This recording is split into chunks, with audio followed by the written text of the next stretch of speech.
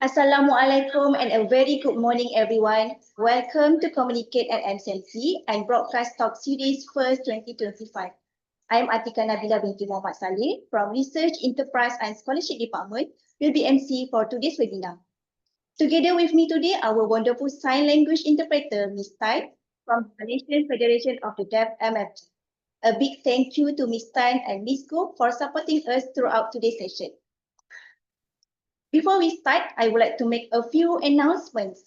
Firstly, the Q&A session will be conducted after the panel discussion. Whenever you have any questions, please type them in the Q&A box. Secondly, when addressing your question, please indicate the panelist to who you would like to respond to the question. And at the end of the session, there will be a quiz.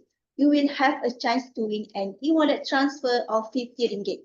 So everyone, please pay attention throughout the presentation. Ladies and gentlemen, we have an exciting lineup of speakers and panelists ready to share their insights with us. So let's begin with the first presenter. Please welcome Professor Madya Dr. Haji Nur Khairi Muhammad Raus, Director of the Ibnu Umi Maktoum Research Center, University Science Islam Malaysia. Dr. Khairi will share the key insights on the experience and need of Malaysian PWDs. Dr. Khairi, the floor is yours. You may share your screen, Doctor.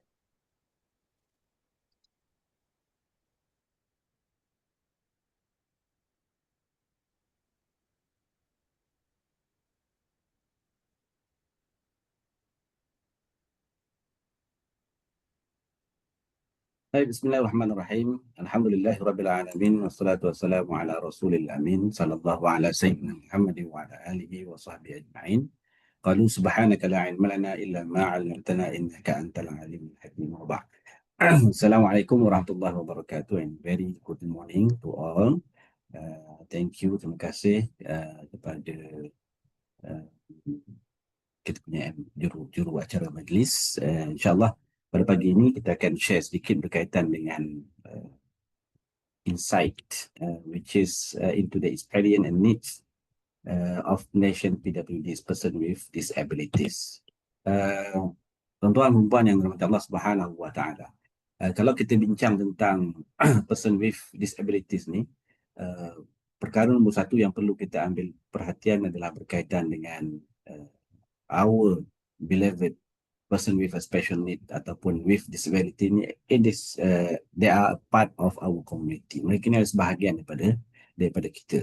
So dalam konteks kita memahami tentang PWD ni, kita kena melihat dalam konteks apa yang ada di negara kita. Dan alhamdulillah kita ada akta dan kita ada dasar yang memayungi kebajikan dan keperluan our beloved PWDs. So dalam konteks yang kita nak sebut, dalam konteks apa yang ada dalam polisi yang kita sedia ada, dan kita lihat dalam konteks polisi ini, konsep dia adalah equality of rights. Maknanya kita akan melihat kepada human right dan juga opportunities, ruang dan peluang untuk PWD, untuk mereka dapat akses bagaimana apa yang kita akses dalam konteks kehidupan seharian kita. So dalam konteks negara kita, alhamdulillah saya melihat kita punya perancangan akta polisi, alhamdulillah sangat bagus dan sangat kita perlu ketengahkan, dan isu yang paling besar adalah isu dari sudut pelaksanaan.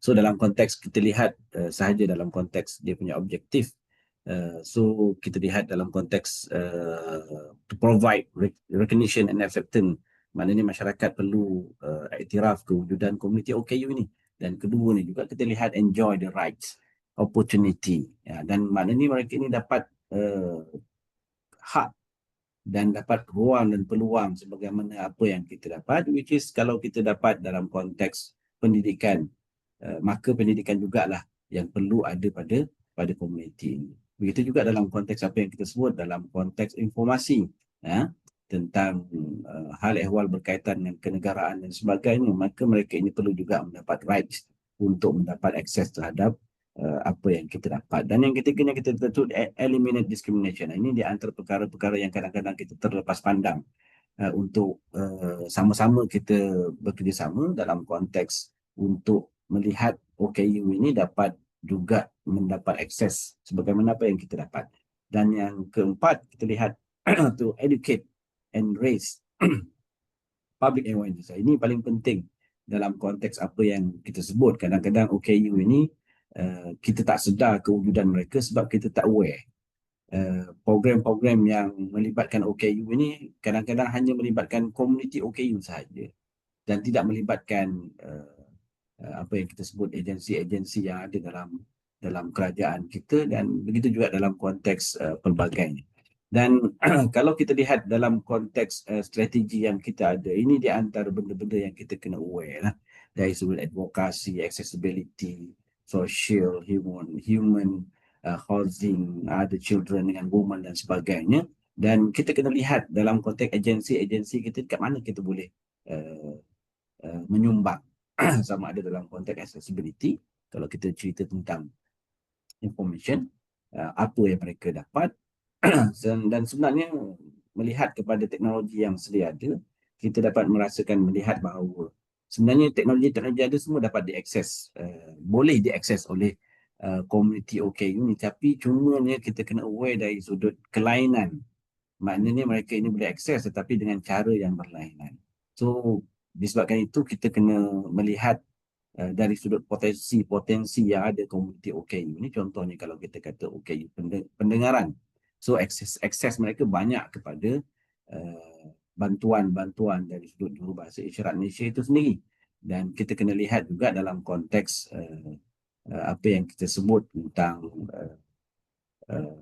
pemahaman masyarakat terhadap komuniti OKU, especially yang kita nak highlight kali ini adalah berkaitan dengan OKU pendengaran. Mereka ini selalunya disalah fahami oleh masyarakat, which is mereka ini boleh menonton, boleh tengok dan sebagainya, whether daripada komuniti OKU penglihatan yang terhad penglihatannya dan sebagainya. Tapi sebenarnya dalam konteks OKU pendengaran ini, mereka sangat memerlukan bantuan visual itu. Dan visual itu perlu kepada makna. Bukan sekadar visual saja, tetapi perlu kepada makna yang boleh memberi kefahaman mereka terhadap satu-satu visual. Sebagai contoh, maknanya dalam konteks kita buat satu-satu informasi, mungkin informasi yang kita buat tu tak perlu terlalu panjang dia punya wording dia, statement dia, dan dia kena straight to the point. Dan the best part is kita kena ada wujudkan jurubahasa isyarat Malaysia itu supaya mereka lebih faham dalam konteks apa yang nak kita sampaikan. Dan ini antara benda-benda yang kita kena aware lah. Sebab dalam konteks polisi yang sedia ada ini, saya suka selalu berkongsi berkaitan dengan dasar OKU ini, dan kita kena lihat dari sudut dia punya impak. Dan benda ini diletak dalam dalam conclusion, dalam akta atau dalam dasar OKU tu. So kita lihat daripada conclusion. Apa conclusion dia? So conclusion ini memperlihatkan bahawa disebut dalam conclusion ini requires collaborative cooperation of all parties. Maknanya polisi yang kita ada ini tidak akan berjalan dengan baik selama mana kita tidak ada engagement, tidak ada integrated di antara both parti ataupun di antara kepelbagaian partis yang ada dalam konteks negara kita. Ini bermakna dalam konteks ini kita kena lihat, jangan kita lihat sebut saja OKU ini kita fokus kepada KPWKM, Kementerian Wanita sahaja. Tetapi sebenarnya kalau kita baca balik dasar yang ada ini, so kita kena melihat bahawa kita mempunyai tanggungjawab. Various ministry disebut kat sini, department, agency as well as non-governmental organisation, academics, termasuklah kami ini di dalam konteks university, dan dalam konteks yang lain social worker, volunteer dan public juga terlibat dalam konteks bagaimana kita nak menyemarakkan lagi ataupun nak memperkasakan lagi pelaksanaan yang telah kita garis pandukan dalam konteks aktanya, dalam konteks polisi ini dan sebagainya. untuk mudah kita faham bahawa dalam konteks dasar OKU ini sepatutnya setiap agensi-agensi kerajaan mesti mempunyai unit OKU masing-masing. Bukan hanya fokus kepada kita sebut kepada KPWKM yang mempunyai JKM dan sebagainya, tetapi setiap agensi-agensi kerajaan ada unit. Contoh kalau kita lihat Kementerian Pendidikan, dia ada bahagian pendidikan khas. Kita nak melihat lagi daripada agensi-agensi yang lain ini, mereka ada fokus terhadap bagaimana mereka ini boleh memberi manfaat kepada komuniti OKU itu sendiri. Dan begitu juga dalam konteks yang penting juga adalah integration dan juga collaboration kita dengan NGOs, especially berkaitan dengan OKU ni. Kita kena collaborate dengan NGO yang berkaitan dengan OKU, sebab mungkin kita tidak dapat memahami as a whole agenda dalam konteks OKU yang pelbagai. Kita ada 7 kategori OKU yang mention in our policy, our akta di Malaysia ini. Tapi kita kena lihat dalam konteks ini, kalau kita nak menyantuni komuniti OKU pendengaran, so kita kena dealing with NGOs yang MFD contohnya, untuk kita faham tentang apa keperluan the needs of deaf community in term of the information yang perlu kita sampaikan kepada mereka. So sebagaimana saya sebut tadi, apa teknologi-teknologi yang ada sekarang ini mereka boleh akses. Cumanya dalam konteks bagaimana kita nak beri impak yang lebih bermanfaat. Sebagaimana yang kita sebut bahawa dalam konteks informasi-informasi yang penting, sebagai contoh peranan kami di Pusat Pendidikan Ibn Maktum Musim, kita juga menggesa kepada agensi-agensi agama. Sebagai contohnya, sepatutnya setiap mufti ini dia kena ada satu jurubahasa. Satu mufti, satu jurubahasa isyarat. Sebab fatwa-fatwa, informasi-informasi yang berkaitan dengan agama ini perlu disampaikan kepada komuniti OKU pendengaran contohnya. Dan begitu juga, jangan kita fokuskan kepada komuniti OKU itu hanya kepada OKU individual OKU tu. Tetapi kita kena lihat dari sebab kita sebut nama komuniti OKU. Sebab yang ada dalam komuniti itu adalah pelbagai, which is ada individual OKU-nya, ada individu OKU-nya, ada keluarganya, ada dia punya adik-beradik dia, ada dia punya agensi-agensi, NGO itu yang kita sebut sebagai komuniti OKU itu sendiri. So, kita kena kolaborasi dalam konteks, kalau konteks yang kita dalam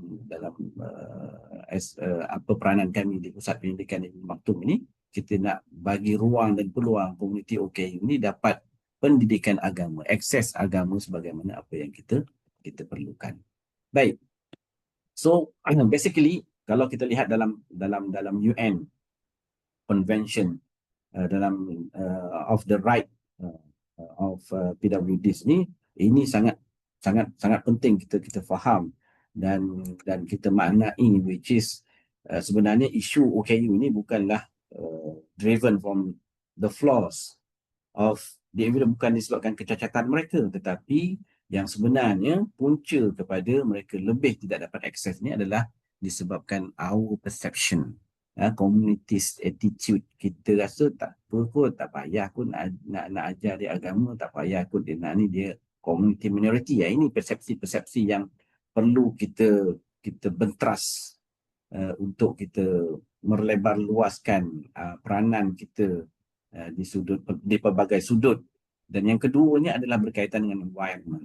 Environment ini juga sangat penting dalam konteks kita nak menyampaikan, memindahkan ilmu-ilmu ataupun informasi-informasi kepada komuniti OKU ini, which is environment yang kita perlu ada ni adalah ekosistem yang bagus, support system. Sebagai contoh, kalau kita lihat dalam konteks apa yang ada di masjid-masjid contohnya, so memerlukan kepada environment, bukan sekadar environment tersebut kepada akses yang disebut sebagai hardware, maknanya akses RAM dan sebagainya, tetapi kita melihat juga kepada akses yang melibatkan software, program-program, kuliah-kuliah yang mesra OKU yang berada di masjid. Adakah masjid-masjid kita dah bersedia untuk wujudkan setiap masjid ada jurubahasa isyaratnya contohnya. Setiap masjid ada sukarelawan yang fully train dengan DET dan sebagainya untuk menyantuni komuniti OKU yang berada di masjid dan sebagainya, program-program dan sebagainya. So dalam konteks agama Islam, kita sangat alhamdulillah, kita sangat bertuah sebab kita ada guide, which is kita ada Quran dan Sunnah. Dan alhamdulillah satu surah yang sebagaimana saya semua maklum berkaitan dengan surah Abasa ini dedicated to OKUs, to PWDs. Allah Subhanahu wa taala dedicate satu surah, dan satu surah itu turunnya, surah ini surah Makkiyah. Maknanya turunnya surah ini bersama dengan konsep ataupun pendekatan-pendekatan iman. Kalau surah Makkiyah ni surah yang berkaitan dengan iman, maknanya benda-benda yang awal, bukan isu OKU ni, bukan isu pinggiran. So isu OKU ni adalah isu yang juga tersenarai dalam senarai konsep asas-asas dalam iman itu sendiri. So dalam konteks ini ada dua solusi yang Allah Subhanahu wa taala beri dalam konteks bagaimana kita nak menyantuni OKU. Dalam ayat ini Abasa wa Tawal ni Allah bagi satu situasi kepada Rasulullah SAW bagaimana nak menyantuni OKU ni. So dalam konteks ini, apa yang perlu kita ada dua pendekatan yang perlu kita ambil dalam surah Abasa ni, wa huwa yakhsha fa anta anhu talaha. Dan kedua-dua pendekatan ini sangat ataupun dalam konteks sekarang ini dipanggil sebagai twin track approach, which is pertama bagaimana kita nak wa huwa yakhsha, kita nak membangunkan komuniti, memperkasakan OKU itu sendiri, dan yang keduanya bagaimana kita nak mengupayakan masyarakat, which is termasuklah agensi-agensi yang bertanggungjawab untuk menyampaikan risalah-risalah kenegaraan dan sebagainya. So dua benda ini sangat penting dalam konteks kita mendepani isu dan cabaran komuniti OKU dalam pelbagai aspek, sama ada aspek yang kita sebut tadi berkaitan dengan kesihatan, komunikasi, berkaitan dengan accessibility, advokasi dan sebagainya. So ini merupakan dua cara, dan sebagaimana apa yang kita di Pusat Pendidikan Ibn Maktoum, kita melihat PWDs ini dalam konteks santunan kita, kita melihat konsep yang kita nak bawakan adalah semudah ABCD. Semudah ABCD. A itu apa maksud? A itu ability base. Kita kena fokuskan kepada ability, potensi yang dia orang ada. Nak sampaikan ilmu, so apa potensi-potensi yang ada kepada komuniti itu, so itu yang kita kena engagekan. Yang kedua ni adalah berkaitan be barrier free.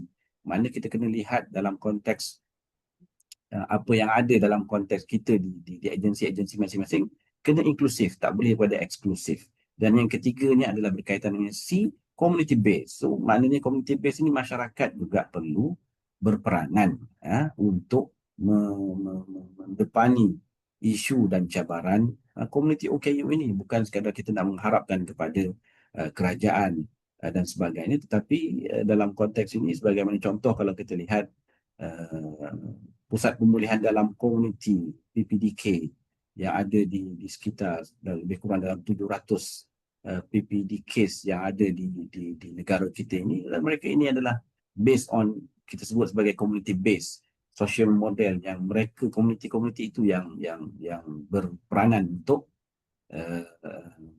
menyantuni dan juga memberi ruang dan peluang kepada komuniti OKU, sama ada dari sudut pendidikannya, dari sudut pemulihan dan sebagainya. Dan yang terakhirnya adalah dependency. So dependency ini merujuk kepada kita nak bawa kepada komuniti OKU ini juga kepada, kalau dalam konteks agama Islam, kita nak bawa mereka ini hidup bertuhan.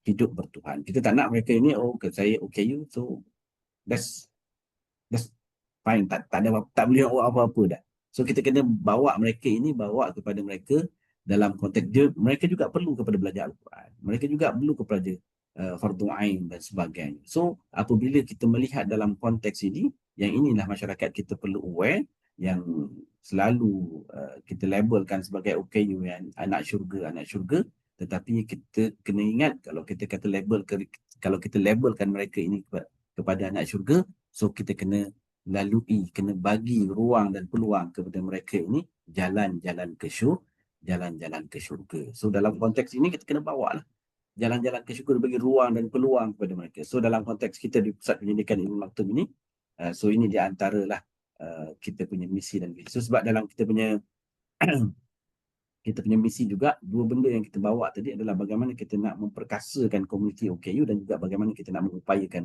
masyarakat itu menjadi agenda kita di Pusat Pendidikan Ekonomi Maktum. Dan ini di antara flagship yang kita ada, dan kelebihan kita di Pusat Pendidikan Ekonomi Maktum ini bukan sekadar kita academician, tetapi kita turun ke padang, lihat kepada apa isu dan yang berlaku kepada komuniti OKU ini. Dan begitu jugalah dengan high impact project yang kita laksanakan dalam konteks dasar yang kita bantu kerajaan, dan alhamdulillah terkini 2024 kita bantu dalam pelan tindakan agensi agama bagi OKU Muslim 2024-2028, dan juga latihan-latihan yang kita ada, awareness yang kita jalankan, begitu juga produk-produk inovasi yang kita bantu dalam konteks kita bantu KDN dan JAKIM untuk menerbitkan Mushaf Quran berstandard Malaysia, dan kita bantu satu syarikat IDOTS memperkenalkan komputer riba untuk komuniti OKU penglihatan. Begitu juga dengan aplikasi Quran Isyarat First in the World yang kita bangunkan untuk komuniti OKU pendengaran. Ini di antara informasi-informasi agama yang kita bantu komuniti OKU ini untuk mereka dapat akses pendidikan agama. Dan alhamdulillah juga kita dapat kursi juga melalui Datuk Haji Zalman berkaitan dengan Quran Isyarat.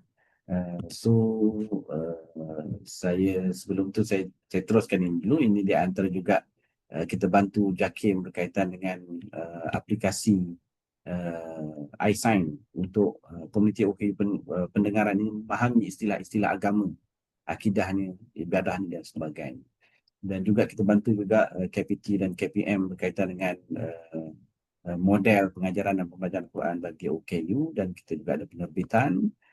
Kita ada ini di antara kekuatan kita, kita sinergi dengan NGO OKU yang di luar sana, dan juga kita ada sukarelawan mahasiswa Cakna Dakwah OKU yang kita bawakan mahasiswa ini, kita train dia untuk mendapat pengalaman dan juga latihan-latihan berkaitan santunan pada komuniti OKU. Dan kita ada makmal Quran drill di Fakulti Pengajian Quran dan Sunnah, kita ada makmal Quran Isyarat, dan kita ada JV dengan Yayasan Pendidikan Al-Quran bagi Anak Istimewa. Kita ada makmal Quran untuk OKU pembelajaran di nilai impian, ada madrasah OKU, dan kita juga ada akademi UMI.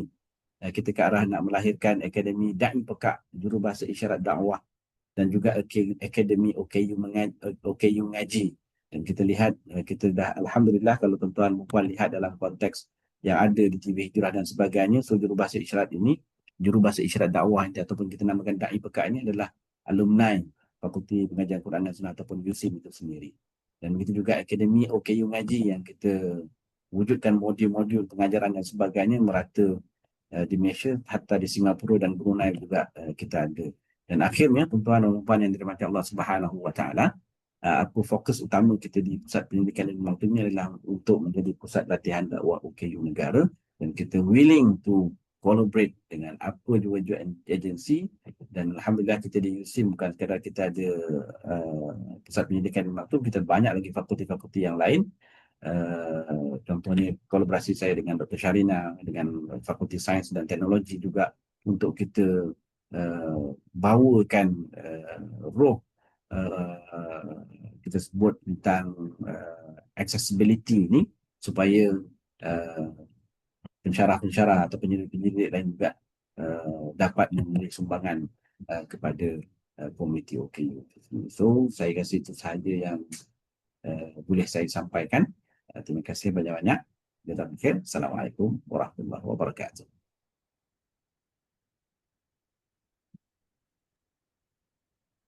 Thank you so much, Dr. Kari, for the insightful presentation. Next, we have a special recorded presentation by Mr. Wong Yun Lung, Executive Director of the National Council for the Blind Malaysia. In this recorded session, Mr. Wong will share perspective on inclusive broadcasting and disability, rights, technologies, and inclusive strategies. Let's now play the recording.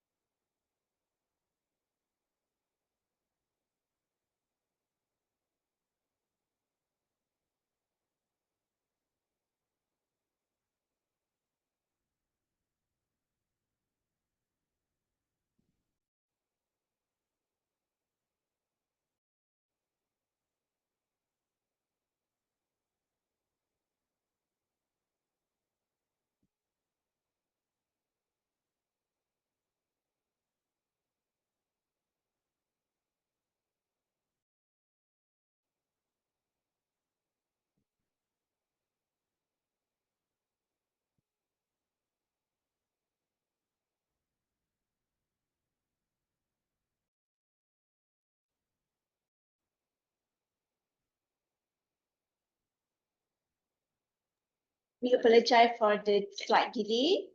We will continue to work on this. Thank you for your patience.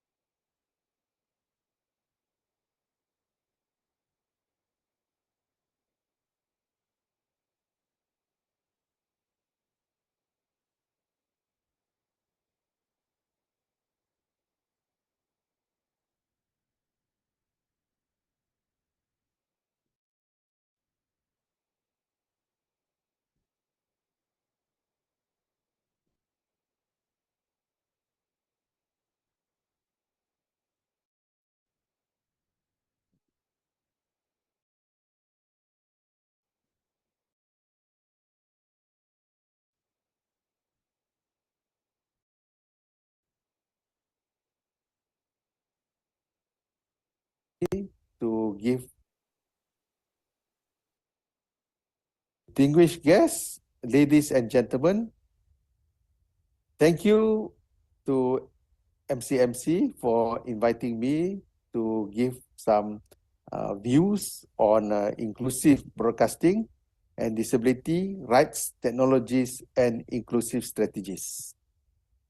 So before I start, I like to state here that persons with visual impairment also enjoy watching TV, and people who are deaf also enjoy listening to radio. How do they do that? Let's listen to my presentation, and then you will get a clearer understanding. So, in today's digital age, access to media and information is not a luxury, but a fundamental right.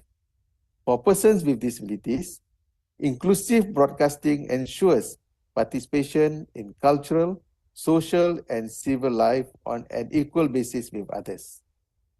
Inclusive broadcasting is about more than just technology. It is about human rights, accessibility, and representation. Legal frameworks such as the United Nations Convention on the Rights of Persons with Disabilities, CRPD, and Malaysia's Persons with Disabilities Act 2008 provide strong foundations for building inclusive media. These frameworks support the integration of accessible content, assistive technologies, and participatory strategies that engage and empower audiences with disabilities. Inclusive broadcasting is supported by international and national legal instruments that guarantee the right to access information and participate in cultural life. CRPD Article 21, Freedom of Expression and Access to Information, states must ensure that persons with disabilities can access information through all forms of communication, including mass media, in accessible formats and technologies for their choice. CRPD Article 30, Participation in Cultural Life, governments must take all appropriate steps to ensure that persons with disabilities enjoy access to television programs, films, theatre, and other cultural activities in accessible formats. In our Person with Disability Act 2008, Section 30, Access to Information, Communication, and Technology, the Act ensures that persons with disabilities have the right to access information, communication, and technology on an equal basis with others, requiring accessible formats and technologies suitable for various disabilities in broadcasting and media platforms. Person with Disabilities Act 2008, Section 31, access to cultural life. The Act guarantees persons with disabilities the right to access cultural life equally, including access to cultural materials in accessible formats and participation in cultural activities such as television programs, films, and other media content. To fulfill these legal obligations stated above, broadcasting platform must integrate specific accessibility features that cater to diverse disability needs. For example, audio description, narrated descriptions of visual elements help blind and low vision audiences understand key actions, settings, and expressions. These are typically inserted during natural pauses in dialogues. Closed caption means that text-based representation of dialogue, speaker identification, and sound effects support deaf and hard of hearing viewers. In addition, sign language interpretation, including sign language interpreters during live broadcasting, news segments, and educational programming, ensures accessibility for the deaf community. Accessible digital platforms, media platforms such as websites and mobile apps should support screen readers, feature high contrast mode, provide keyboard navigation, and avoid visual clutter or flashing elements that can cause sensory overload. In addition to content features, assistive and habilitation technologies empower persons with disabilities to access and engage with media more independently. For example, screen readers are tools like NVDA and VoiceOver convert digital text into speech or braille for blind and low vision users. Hearing devices such as hearing aids and cochlear implants amplify sound and improve clarity for people with hearing loss. Alternative and augmentative communication devices, tools to assist individuals with speech impairments in expressing themselves. These include symbols, speech generating devices, or text-to-speech software. Accessible TV and smart home devices are features such as voice-controlled remotes, tactile buttons, and screen magnifiers, and high-contrast display make television and entertainment more user-friendly for all. These technologies are supported by CRPD Article 26, which mandates access to habilitation and rehabilitation services and technologies. In the Malaysian context, Section 33 of the Person with Disability Act 2008 similarly calls for measures that enable persons with disabilities to attain and maintain maximum independence, including through access to assistive technologies. Inclusive broadcasting is not only about technology, it is about people. Engaging audiences with disabilities requires thoughtful strategies grounded in universal design and participation. Multi-format communication provides information in diverse formats, including visual, auditory, tactile, and plain language, so that content is accessible to individuals with different needs. If involvement of persons with disabilities in content creation and development, content creators must involve persons with disabilities in the design, testing, and review of media platforms and messages. Their lived experiences ensure content is relevant and truly accessible. Likewise, content developers such as designers, programmers, and editors must also engage persons with disabilities throughout the development process so that platforms, tools, and formats are technically accessible and usable. This inclusive collaboration strengthens both the accuracy and functionality of media for all users. Use of universal design principles, designing platforms and content from start to be usable by everyone, minimizes the need for retrofitting or special adaptation. Inclusive representation in media. Authentic portrayal of disability in media is critical. This means avoiding stereotypes, showcasing diverse stories, and promoting positive narratives that reflect the reality of living with a disability. Capacity building for broadcasters and media personnel must be trained in disability awareness, inclusive communication practices, and use of assistive technologies. Inclusion must be embedded into their everyday processes. In conclusion, inclusive broadcasting is not a technical add-on. It is a fundamental part of realizing the human rights of persons with disabilities.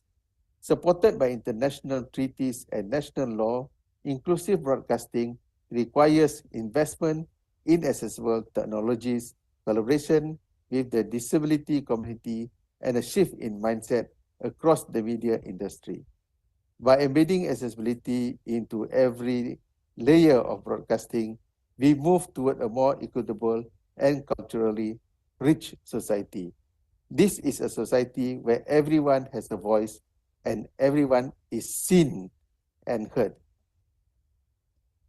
My last words, I look forward for inclusive broadcasting in Malaysia in the near future, where I can enjoy all the features like people without disabilities. And that will be truly something that we have achieved in Malaysia. Thank you very much.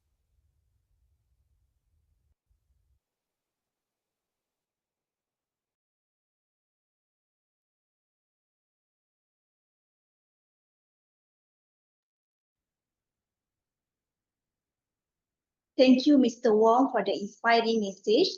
Now we move to our research segment. Please welcome Dr. Shahrina Ismail from University Science Islam Malaysia. Dr. Sharina will present about the study on the accessibility of television and radio services for persons with disabilities. Dr. Sharina, the floor is yours.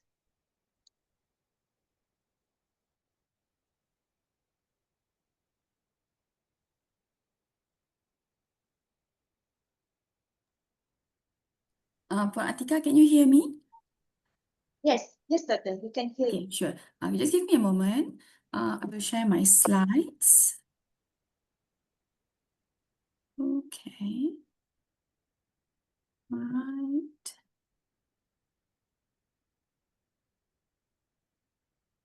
Okay, sharing. Okay.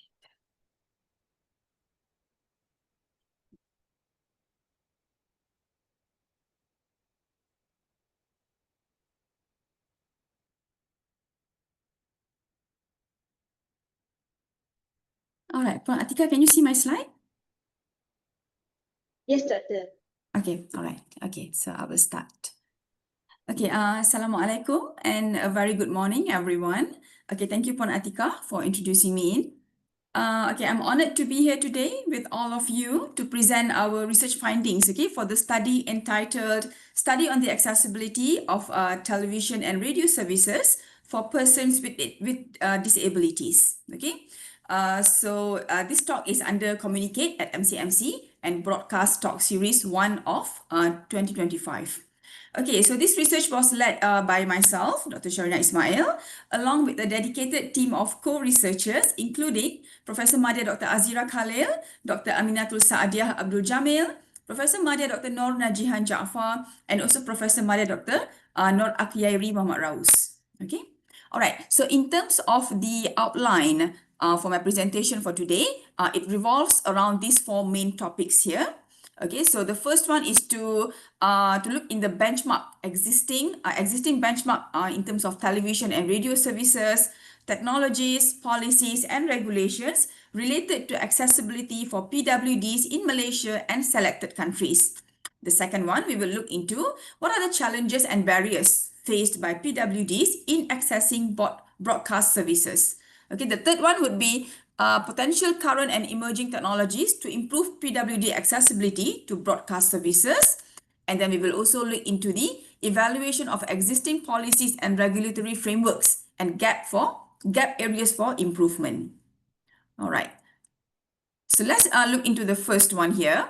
Okay, in terms of the benchmark of existing television and radio services, technologies, policies, and regulations related to accessibility for PWDs in Malaysia and selected countries. For this topic here, I will break my discussion to these three subtopics, all right? So first of all, we will look into the overview of media accessibility for PWDs in Malaysia. And then we will also look into the international best practices. And then we will do a comparison between Malaysia and the other countries, all right? Okay, so this is a quick background. Okay, so TV and radio are vital for PWDs, yet many face accessibility challenges. Okay, despite Malaysia's transition to digital TV in 2019, accessibility features remain limited. Okay, we currently have over 637,000, okay, more than 637,000 registered PWDs in Malaysia, and the number is likely underestimate, okay, due to our aging population. Okay, so we can see that laws exist, okay, but barriers remain. Okay, for example, like we have lack of accessible technologies, weak enforcement, and also limited support. Okay, thus there is a need, okay, for practical, affordable, and localized solutions. Okay, so let's zoom in on Malaysia. Okay, so in Malaysia, we have this PWDA, Persons with Disability Act 2008, as our legal foundation, and MCMC serves as the regulator. All right, we also have the guideline MS 1184, which is the Code of Practice on Access for Disabled Persons to Public Buildings. Okay, this is known as a national standard issued by Department of Standards Malaysia under SIRIN. Okay, but we can see that main issues we uncovered are that there is inconsistent in the implementation, there is also lack of enforcement, and also outdated or limited technology. Okay, this we can see that this actually affects, okay, how accessible media truly is for the PWD community. All right, looking abroad, okay, we found a couple of useful models. Okay, for example, like in United States, they do have this ADA and also CVAA. ADA stands for Americans with Disabilities Act 1990, and also CVAA is the 21st Century Communication and Video Accessibility Act. Okay, so they seems to enforce real-time captions and also mandatory online accessible for the PWD community. Okay, and then next, looking into Australia, okay, they also have a framework called the National Disability Strategy, regulated by the ACMA, known as the Australian Communication and Media Authority. Okay, so they are ensuring custom captions and promoting content creator training. And also we have Japan. Okay, so in Japan, they have this act on promotion of access for PWDs, focusing on technology for emergency inclusion with laws promoting broadcast access. Okay, so we can see that these countries actively implement inclusive features. Unlike Malaysia, we can see that the enforcement still lacks and there is still room for improvement, right? Okay, so this is the comparison. Okay, so this is like a snapshot of how Malaysia compares to the other three countries that I've mentioned before this in my previous slide. Okay, as you can see, Malaysia is making progress. Yes, there is a good effort that's being done, but we are still behind, okay, in terms of innovation, integration, and also outreach. All right, so for the second part of my talk here, okay, we're going to move on into the core challenges faced by PWDs when it comes to accessing TV and also radio content. Okay, so for this one here, there are three particular subtopics that I would like to go through. The first one would be three main categories, okay, of barriers. The first one would be effectiveness and accessibility gaps. The second one would be participation, content, and perception issues. And the third one is the technical and structural barriers. Okay, so these areas here, they reflect both the user experience and also the systemic weaknesses in the system in the service delivery. All right, so let's start with the accessibility gaps. Okay, so we can see that first, only 12% of the PWD communities found that TV and radio services are highly helpful. Okay, in contrast, over 61% of them rated them as low to moderate in terms of being usefulness. Okay, so the second one, even when features like captions or sign language are available, nearly 90% of the PWD community found them inconsistent or difficult to use. Okay, and for the third one, in terms of usability, more than a quarter found that tools are hard to operate, while only 13% felt activation was easy. All right, so this actually shows a serious disconnect between what is offered and what is usable. All right, so accessibility isn't just about tools, okay? It is also about inclusion and relevance. Okay, so we can see here that for only 14.7% strongly agreed, okay, that TV and radio helped them to participate socially.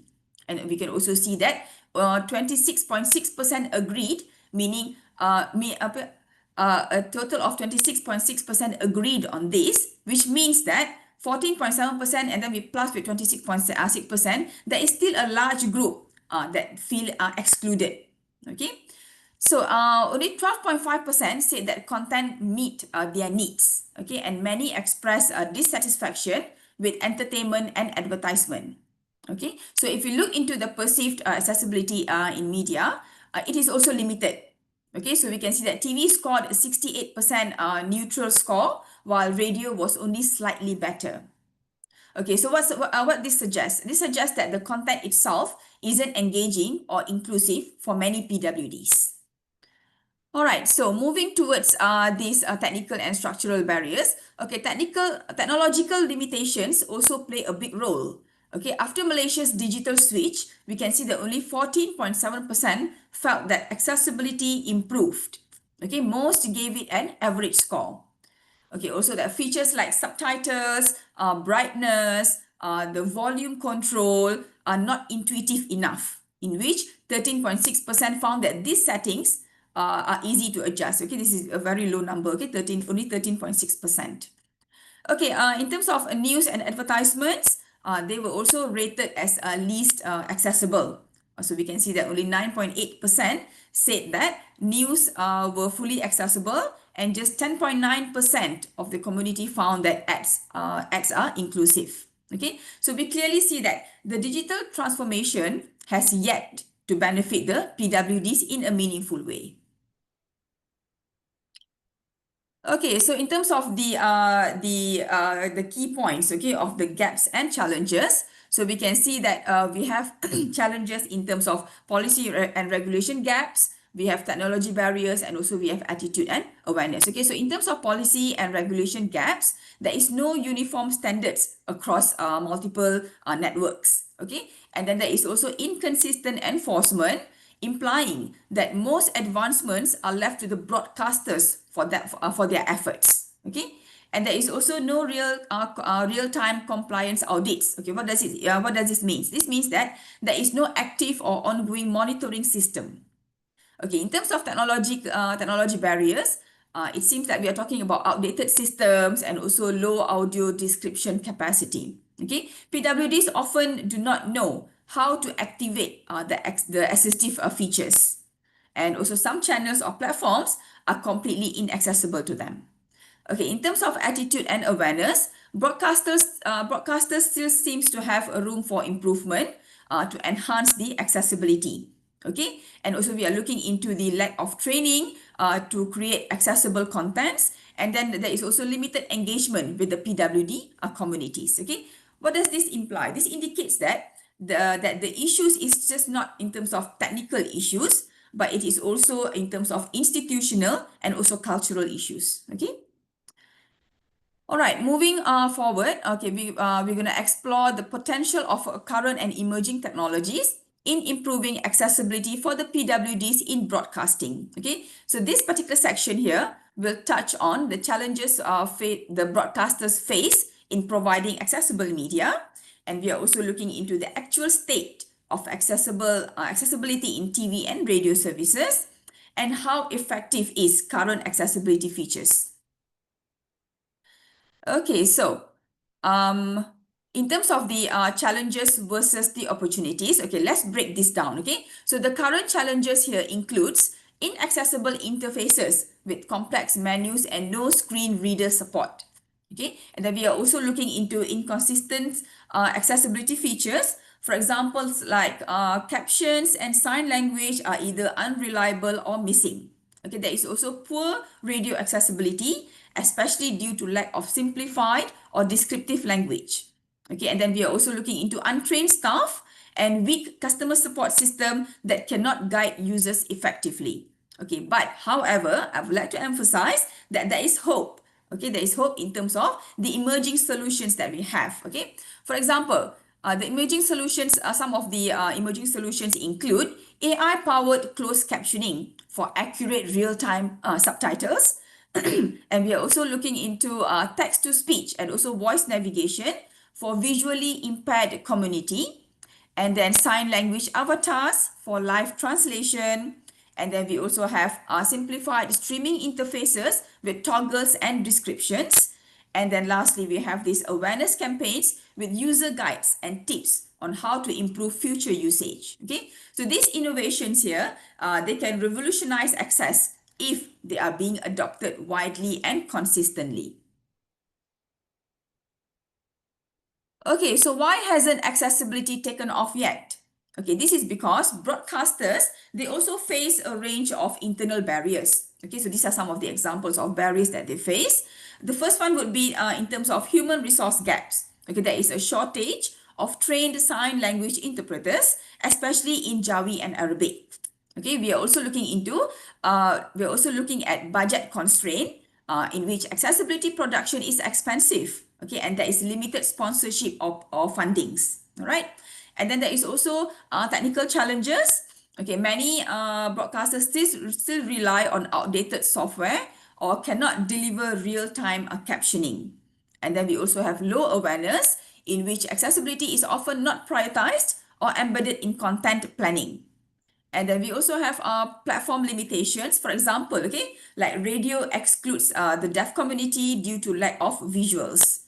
And then we also have editorial restrictions where religious or animated content is difficult to adapt for the accessibility. And lastly, we are also looking at the policy gaps. We can see that there is a lack of clear KPIs and also mandatory enforcements. All right, so we also evaluated, okay, how accessible current TV and radio services are, and we found 5 major issues here. The first one is in terms of uneven coverage. Okay, for example, like closed captions and interpreters are available only for selected programs. For example, like Berita RTM, RTM1, RTM2, and also we have Didik TV, also have JBI, Jurubahasa Isyarat, and also like Bernama TV News and also TV Al Hijrah. Okay, all right. And then there is also incomplete integration. For instance, like radio has no visual support at all for the hearing impaired. And also we are looking into financial barriers. Okay, many platforms cannot afford full-time interpreters or updated software or tools. And then low training levels where staff are not trained in accessibility practices and there are no specific embedded policies. And then finally, weak feedback system. Okay, weak feedback system was actually, this feedback was actually given by one of the PWD during our focus group discussion, okay, where they said that there are improvements that have been done, but unfortunately, some of the improvement done were not taken into account the feedback from the PWD community. Okay, so PWD are rarely consulted and feedback mechanisms are often informal. All right, so these are some of the examples of JPI, okay, Jurubahasa Isyarat Sign Language Interpreters that I've found. For example, like RTM is using JPI, okay, and then this is also another one by RTM. And then this one is by Bernama TV, also using sign language interpreters in their news, okay, Bernama TV News. And then we also have TV Al-Hijrah also using Jurubahasa Isyarat. Okay. And then this is another one, Didik TV. Actually, I was just watching TV the other day with my kids, and they were watching Didik TV at that time.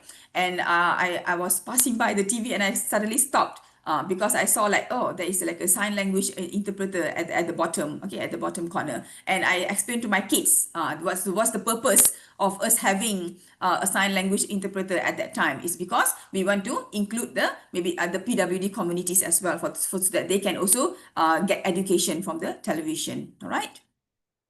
Okay, so in terms of okay, so we're also looking at how effective the current accessibility features really are. Okay, and we found some mixed results. Okay, so for example, like features like JBI, the sign language interpreters, are selectively used mostly for news, and they are not for entertainment or ads. Okay, advertisements. Okay. And in terms of quality issues are common as well, where captions are often wrong, emotionless, or even in the wrong language. All right. And then in terms of audio description, for blind users are very rare, making visual content inaccessible. Okay. All right. So when I was actually looking into this issue here, I also spoke to like couple of PWDs, especially those from the visual impairment category. Okay, so when I spoke to them, I asked them about this, how they watch drama. Okay, I asked them, do you enjoy watching dramas, you know, like on TV3 or something? And they said that they do want to watch, and they mentioned actually some of the drama names that were famous at that time. Okay, and they said that they do want to enjoy the content, but there are some cases where, because they cannot really see what's going on, the visual impairment category, they can't really see what's going on the TV. And sometimes there are like dramatic pauses. Okay, like there's a dramatic pause, they can't really hear anything, but there's something going on actually. For example, like the actor or the actress are being like in a shock state. Okay, so they are doing facial expression, like being shocked, you know. But that can't really be seen by the visual impairment for the visual impairment category. So they'll be wondering like what's going on actually. Are the actor or actress happy at that time, or are they sad? Are they crying silently? Like they don't really know what's going on. So they say that they do enjoy watching dramas, but due to lack of audio descriptions, they don't really know sometimes when there's like pauses in between, dramatic pauses, they don't really know what's going on. Okay, and also we are also looking into interpreter gaps also exist, which means that especially for programs needing specialized vocabulary like religious content. All right, so but we need to understand here that when done right, the impact is significant. Okay, PWDs will feel included, the engagement will increase, and satisfaction will go up for all viewers, okay, including the PWD community as well. All right, so this is the fourth topic that I would like to go through here. Okay, so we're going to shift our focus on the last part of the presentation, which is in terms of the policy and regulatory frameworks supporting media accessibility for the PWD community. Okay, so in this section here, I will look into how effective our current policies are. Okay, what strengths we already have, where the gaps and weaknesses lie ahead of us, and also most importantly, what can we improve moving forward. All right. Okay, so in terms of the effectiveness of accessibility policies in Malaysian broadcasting, our findings revealed mixed confidence in the current policy landscape. Okay, so we can see that 33.3% voted neutral, while 30.2% disagreed that the current policies that we have are effective. Okay, and also only 7.9% strongly agreed, indicating a general skepticism. Okay, so in terms of weak enforcement and monitoring, just give me a moment.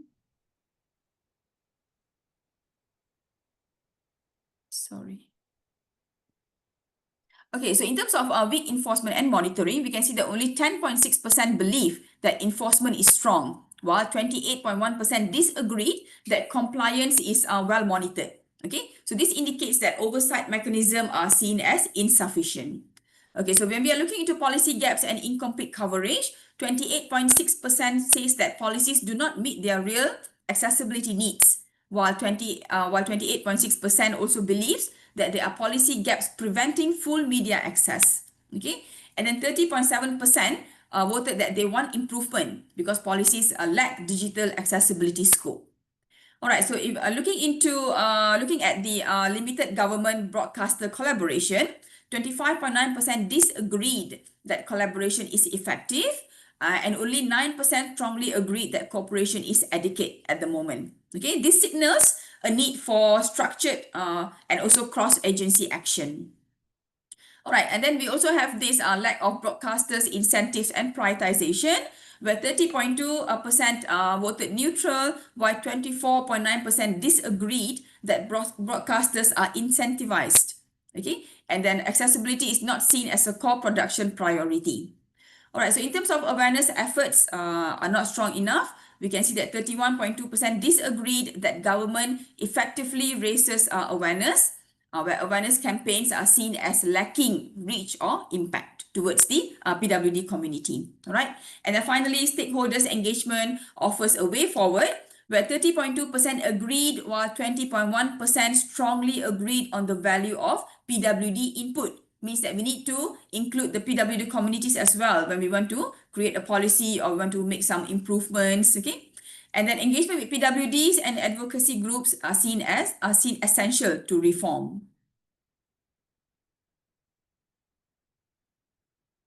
Okay, so the next one is in terms of okay, so despite challenges, there are also important strengths that we must acknowledge. Okay, so improvement have been done. Okay, we cannot say that everything is negative at the moment. No. Okay, so improvement have been done. Okay, so the first one is in terms of promotion of inclusivity. So we can see that sign language and subtitles are recognized and used in selected programs. I mean, even though not all, but there are programs that are moving towards employing JBI, okay, sign language interpreters to interpret what's going on at the moment. Okay, all right, so this seems to be a very good effort. All right, so the second one is in terms of improved access to critical information, especially news and announcement. They can now reach the PWD communities more consistently. Okay, for example, like national addresses, like speech by the Prime Minister, they often include sign language interpreters. Okay, and also interpreters were also shown on screen during important announcement, like if you still remember during COVID-19 SOP updates, you will see like that there are JBI, okay, sign language and interpreters also included during the broadcast. Okay, and then some government related programs, for example, like Moderator speech or maybe some parliamentary sessions, okay, they also include JBI. Okay, so we're also looking into if in terms of government actions, okay, interpretation is mandated in some cases, showing institutional intent, means effort is done. Okay, all right, in terms of visible implementation, though it is limited, these efforts are noticeable and they are quite impactful for the PWD communities. And finally, in terms of the foundation for growth, the current legal framework gives us a starting point, okay, for future reforms. Means we already have a platform or a policy going on. It's just that improvements need to be done, right? Okay, however, there are several critical weaknesses still remain. For example, like in terms of inconsistency of implementation, implying that many entertainment programs still don't include accessible features. Okay, and then also there is a weak monitoring and enforcement, in which there is no strong mechanism to ensure compliance. And then in terms of content control issues, where no safeguards for people with cognitive disabilities, okay, risking confusion with the content delivery. Okay, this is quite dangerous. Okay, we might be showing something else, but those from the cognitive disabilities category, they might interpret something else. Okay, this is quite dangerous and harmful for them, okay, for this community. All right, so we are also looking at resource constraint also in terms of budget and fundings, where smaller stations lack fundings or perhaps there are too few trained interpreters in terms of JBI. Okay, so without addressing these issues, accessibility remains optional rather than being a standard for all the PWD communities. Okay. All right, so areas for policy improvement. So how do we improve from here? Okay, so there are several key points that I've outlined here. Okay, in terms of the broader coverage which is required, okay, accessibility should be mandatory for all content types, not only just selected news programs. Okay, so audio descriptions must be added, and also not just relying on JBI and also the captions. Okay. And the second one is better content guidelines. Content must be inclusive in language and also in visuals, especially for those with cognitive disabilities. Okay, because confusing or harmful ads should be filtered. Okay, because this might be dangerous for them. Right? Okay, and then the third one is inclusion of PWD feedback. Okay, policies shaped by real user experience, they are more effective because they know what is lack for them. So they can give feedback, and then we can try to implement them in the policy. Okay, so this will actually build a trust and also relevance. Okay, and then the fourth one would be balance in the feedback use. Okay, so while feedback is vital, which is important, it must be representative and inclusive of different disability types to ensure a well-rounded policy. Means one policy cater for all the PWD categories. Okay. All right, so with that, I would like to add a note that this study is a call for collaboration. Okay, it's not just about ticking boxes or meeting the quotas. It's actually about creating a media environment that is truly inclusive, where all Malaysian, regardless of the ability, can access information, can engage with content, and also participate in public discourse. Okay.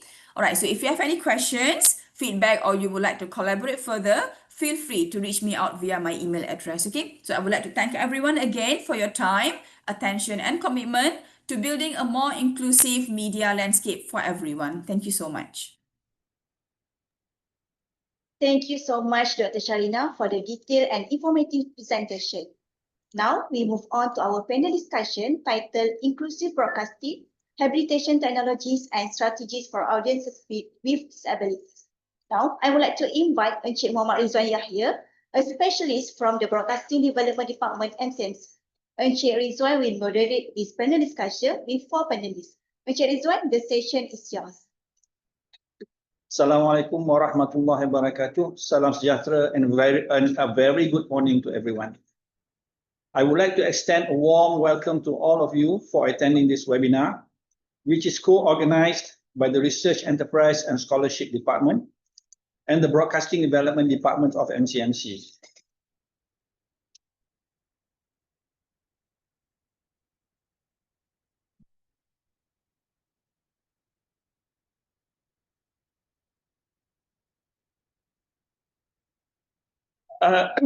Sorry, I was hiding my face. I'm Redzwan Yahya from the Broadcasting Development Department MCMC, and I shall be your moderator for the panel discussion. The topic of today's webinar is inclusive broadcasting, habilitation technologies and strategies for audiences and disabilities. We have heard 3 presentations from our esteemed speakers, highlighting the experiences and accessibility challenges faced by the PWDs. Their awesome and powerful presentations have certainly made an impact on me. Now, to set the context for the panel discussion, I would like to share some information on PWDs which we extracted from Jabatan Kebajikan Masyarakat and as has been shared by Dr. Sharina. So if you can see, what I just want to show you is that according to the WHO, about 60% of the global population are persons with disabilities, which may not have officially registered as PWDs. Now, in Malaysia, as mentioned by Dr. Sharina, a total of 637,000 individuals have registered as PWDs across 7 categories. 7, yeah? As of 31st January 2023. And if you see this chart, it is rising. The trend is rising. And this group constitutes roughly 1.9% of the population in Malaysia, but we feel that this is a lot more, actually. Now, the categories are not just for hearing, there's also physical, there's not just for sight, and other form, there's also mental, learning disabilities, and so forth. So this is what I want to share with you, that the trend is rising, And as as a regulator, probably we need to find out more on the landscape of broadcasting industry and how we can help them. Okay. So at MCMC, we understand that there's still room to improve how broadcasting serves PWDs. That's why we have commissioned University of Science Islam Malaysia, USIM, to look into this through a study funded by our Digital Society Research Grants, DSRG. And you've just heard Dr. Sharina, the lead researcher, share some eye-opening findings and meaningful recommendations from that study. To explore whether today's broadcasting landscape meets the needs of PWDs, I'm pleased to welcome our distinguished panelists to share their insights with us. And we are truly fortunate to have in one session panelists representing academia, a broadcaster, and a broadcasting technology expert. A rare and valuable combination for our discussion. Now, to give time for Dr. Sharina to catch her breath, our first panelist will be Professor Madya Dr. Haji Nokhairi Muhammad Raus, Director of Ibnu Ummi Maktoum Research Center, University of Science Islam Malaysia. Our second panelist will be Dr. Sharina, DSRG Project Lead Researcher, USIM. Next panelist will be a broadcaster representing RTM, Encik Alex Reza Shariman Osman, Deputy Director of Policy and Research, RTM. And finally, our fourth panelist, Puan Madya Nasir, Executive Director, IPSB Technologies Sdn Bhd, a broadcasting technology company. Now, each panelist will be given 3 questions, and you have about 2 minutes to answer per question, and for them to deliberate and answer. So without further ado, let me pose this first question to Ustaz Nokhairi. How do you perceive the current state of television and radio accessibility for PWDs in Malaysia? Ustaz, over to you. Baik. Bismillahirrahmanirrahim. Alhamdulillah wassalatu wassalamu ala Rasulillah.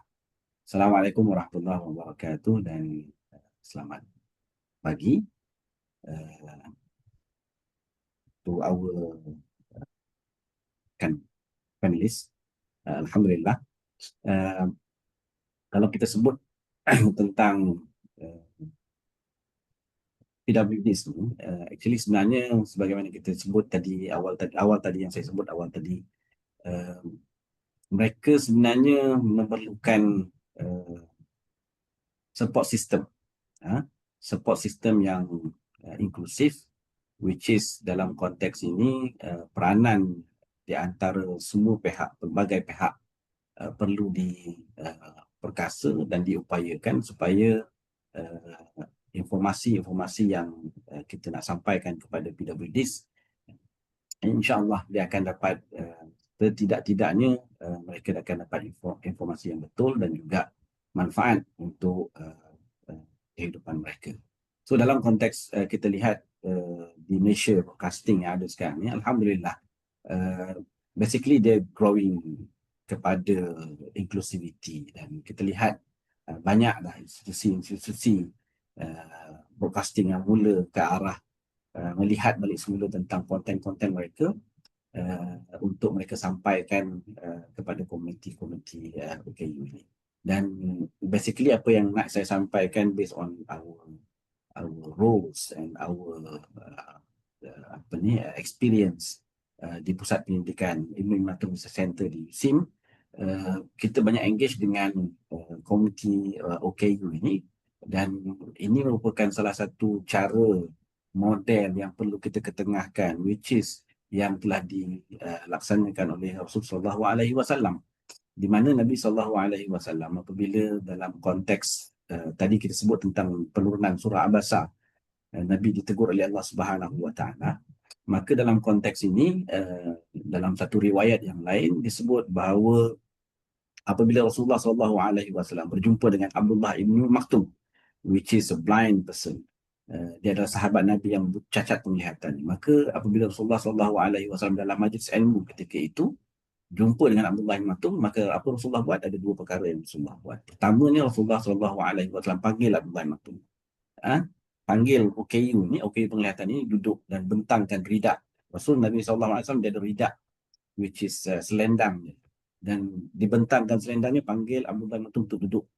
Maknanya pertama ni apa yang Nabi buat adalah untuk bagi tahu kepada kita isyarat bahawa mereka ni adalah VVIP di antara kita. Mereka dia adalah VVIP. Dan kedua ni Nabi SAW buat, dia akan tanya, what can I do for you? Hal laka min hajah.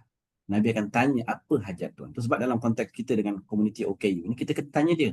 Jangan kita pandai-pandai nak buat inovasi dan sebagainya tanpa bertanya kepada komuniti ini, sebab mereka yang mengetahui keperluan, needs mereka, dan kita kena tanya dia dulu.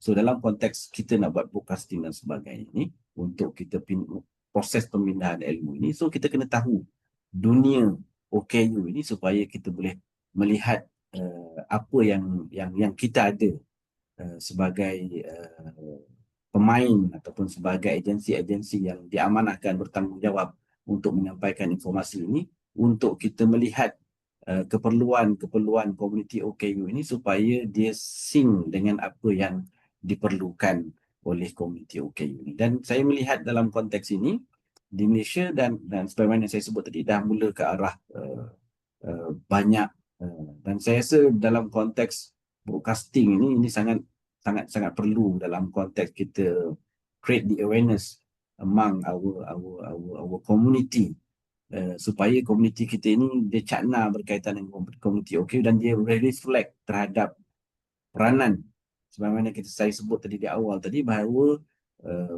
kita ada akta, kita ada polisi, macam-macam yang kita ada, tetapi isu yang sebenarnya adalah bagaimana kita nak melaksanakan akta-akta, polisi-polisi yang sedia ada supaya komuniti OKU ini mampu untuk bergerak dan juga mampu untuk mendapat akses sebagaimana apa yang kita perlukan. So, saya rasa itu kot. Terima kasih. Redzwan, back to you. Okay, terima kasih Ustaz. Terima kasih Ustaz. Ustaz punya penjelasan adalah memberi impact lah kepada saya lah. Ustaz berkongsi ilmu dan kami perlu memahami keperluan mereka sebelum kita melaksanakan apa-apa, satu-satu akta ke perubahan ke demi untuk mereka. Terima kasih Ustaz. So the next question I would like to pose to Dr. Sharina regarding your presentation. One of your slides, if I'm not mistaken, slide number 15. Can we have that on the screen, please? Slide number 15.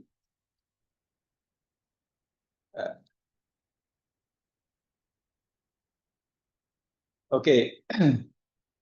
This slide says challenges faced by broadcasters in providing accessible media. So, Doctor, can you elaborate pasal your findings on this? Because after this, I would like to ask a broadcaster. Okay. Your thoughts pula on this. Okay. Over to you, Doctor. Okay, all right, sure, can. Okay, thank you. Okay, so in terms of the results of the findings in our study ni kan, our study found that while broadcasters recognise the importance of inclusivity, tapi dia ada some kind of like constrained by a range of challenges, okay, that limit their ability untuk consistently deliver accessible media for the PWDs, okay. Alright, so let me break this down into, for example, like 5 key areas lah, 5 key points, okay. The first one yang I nak emphasize dekat sini adalah in terms of human resource and also expertise limitations, okay. So one of the most immediate challenge is the shortage of trained professionals. Okay, this is actually one of the feedback yang kita dapat masa focus group discussion dengan 11 orang wakil daripada TV dengan radio station, focus group discussion. So this is actually one of the thing yang diorang raise concern about the shortage of trained professionals. Sebab tak semua orang boleh jadi JBI, tak semua orang boleh create content yang inklusif untuk everyone, including the PWD community and so on, okay. Okay, so particularly on the sign language punya interpreters lah yang JBI tu. Okay, so in many cases, broadcasters ni dia ada access to just a handful of interpreters sahaja. Okay, who are often overbooked ataupun only available for certain programs. Okay, like news or maybe for some kind of like official announcement. Okay, so this situation becomes even more complicated when the content involves specialized vocabulary. such as like we are looking into religious program, or maybe ada academic show macam Didik TV, or maybe technical discussion, okay, where interpreters ni dia mungkin dia bukan domain specific knowledge dia. Okay, so as a result, so kita nampak banyak program yang telah yang diudarakan, tak ada JBI lah, dia datang without any accessible support at all. Okay, alright. So the second one that I would like to emphasize is in terms of budget and financial constraint. Okay, so so you might be wondering, kenapa I pilih these 5 key areas? It's because these are like the 5 hot topics yang kita dapat feedback lah daripada kita punya 11 representative for the FGD session daripada TV and also TV and radio. Okay, so the second one is the budget and financial constraint lah. Okay, so accessibility ni dia comes at a cost. Dia bukan percuma. Nak buat perubahan tu ada some cost involved. Okay, so unfortunately many station, especially the smaller ones lah, smaller regional punya broadcasters kan, they operate with a limited budget. So features like closed captions, macam audio description, nak include JBI, ni require additional production staff, kita require additional tools, kena ada additional editing time, additional software, semua ni adalah cost. Okay, we're talking about fundings. Okay, alright. So for example, real-time captioning ni dia demand either advanced AI software ataupun dia perlukan macam manual support. Okay, both of which incur dia ada cost dia di sebaliknya. Okay, since there is currently no mandatory funding mechanism ataupun financial incentive yang diberikan kepada this provided by the regulatory bodies. Okay, so these features are often viewed as secondary option lah, sebab dia bukannya mandatory kan, bukan compulsory. So kira ada funding dia boleh buat. Kalau tak ada funding dia akan jadikan benda sebagai macam second option. Okay, alright. So the third one yang I nak emphasize dekat sini adalah in terms of technical and also infrastructure punya gap. Okay, so this is actually another major challenge. Another major challenge because many broadcasters they continue to use the older production and transmission setups that are not optimized for accessibility punya features. Okay, so this includes systems yang macam tak support real-time caption, dia tak follow, dia tak allow untuk multiple audio punya tracking. So sebab benda-benda ni dia penting.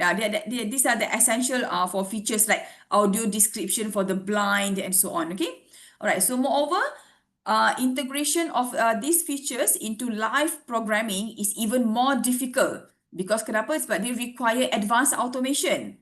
Dia perlukan dedicated team untuk realizekan this thing here, which most stations simply do not have. Okay, alright. The next one yang I notice is that a lack of clear policies and also accountability lah. Okay, so even though Malaysia ni kita ada regulation kita ada yang Person with Disability Act, kita ada MS 1184, but many of our respondents sebenarnya within the media industry pointed out that there is no strong enforcement mechanism. So accessibility is not always listed as dia macam bukan KPI mereka untuk mereka capai. For broadcasters, okay? So there is no real-time audit system, tak ada monitoring system, you buat ke, you tak buat ke, tak ada. Tak ada penalty, tak ada. Untuk yang macam tak ikut, yang non-compliance kan, dia tak ada penalty dia. Okay? So even when accessibility is recommended, it is not enforced. Maknanya dia recommend, dia minta you buat. Kalau boleh buat, if it's within your capacity, you buat. You propose JBI, you do audio captioning and so on, okay? And without accountability, implementation ni dia become inconsistent lah. Maknanya dia ada masa dia akan buat and ada masa dia tak akan buat. Okay, for example, okay. Alright, and then the fifth one yang I nak emphasize dekat sini adalah in terms of low awareness and also limited engagement lah. Okay, so many broadcasters they lack a clear understanding of how to produce content yang genuinely kata orang inklusif. Maknanya orang awam boleh tengok, yang PWD kategori pun boleh absorb, boleh tengok sekali. Okay, so accessibility is often seen as technical add-on rather than a creative ataupun editorial punya priority. Okay, so producers and also writers ke, journalists ke, they are not trained to think from a PWD punya perspective. So there's also very limited consultation with the PWD community, meaning that feedbacks tu, dia punya loops of the feedback tu are very weak lah. Maknanya pada saya rasa the PWD community tu must be included together. Bila kita nak buat satu perubahan tu kena panggil mereka, tanya mereka, okey ke tak perubahan yang kita buat ni membantu ke tidak kan? So which is why I think that this particular research that was done when I was going through the process of this research kan, saya rasa macam this is a well-rounded research. Sebab objektif dia cover semua. Dia cover PWD category, dia cover the broadcasters punya point of view, dan dia cover juga in terms ada point of view dari segi NGOs. Okay? Alright, so without user input ni sebenarnya, improvement tend to be macam superficial ataupun sometimes boleh jadi macam misaligned juga with the actual needs from the PWD punya community. Right. So that is my feedback lah for this question here. Thank you. Okay, thank you, Doctor. It was very enlightening and very detailed. Okay.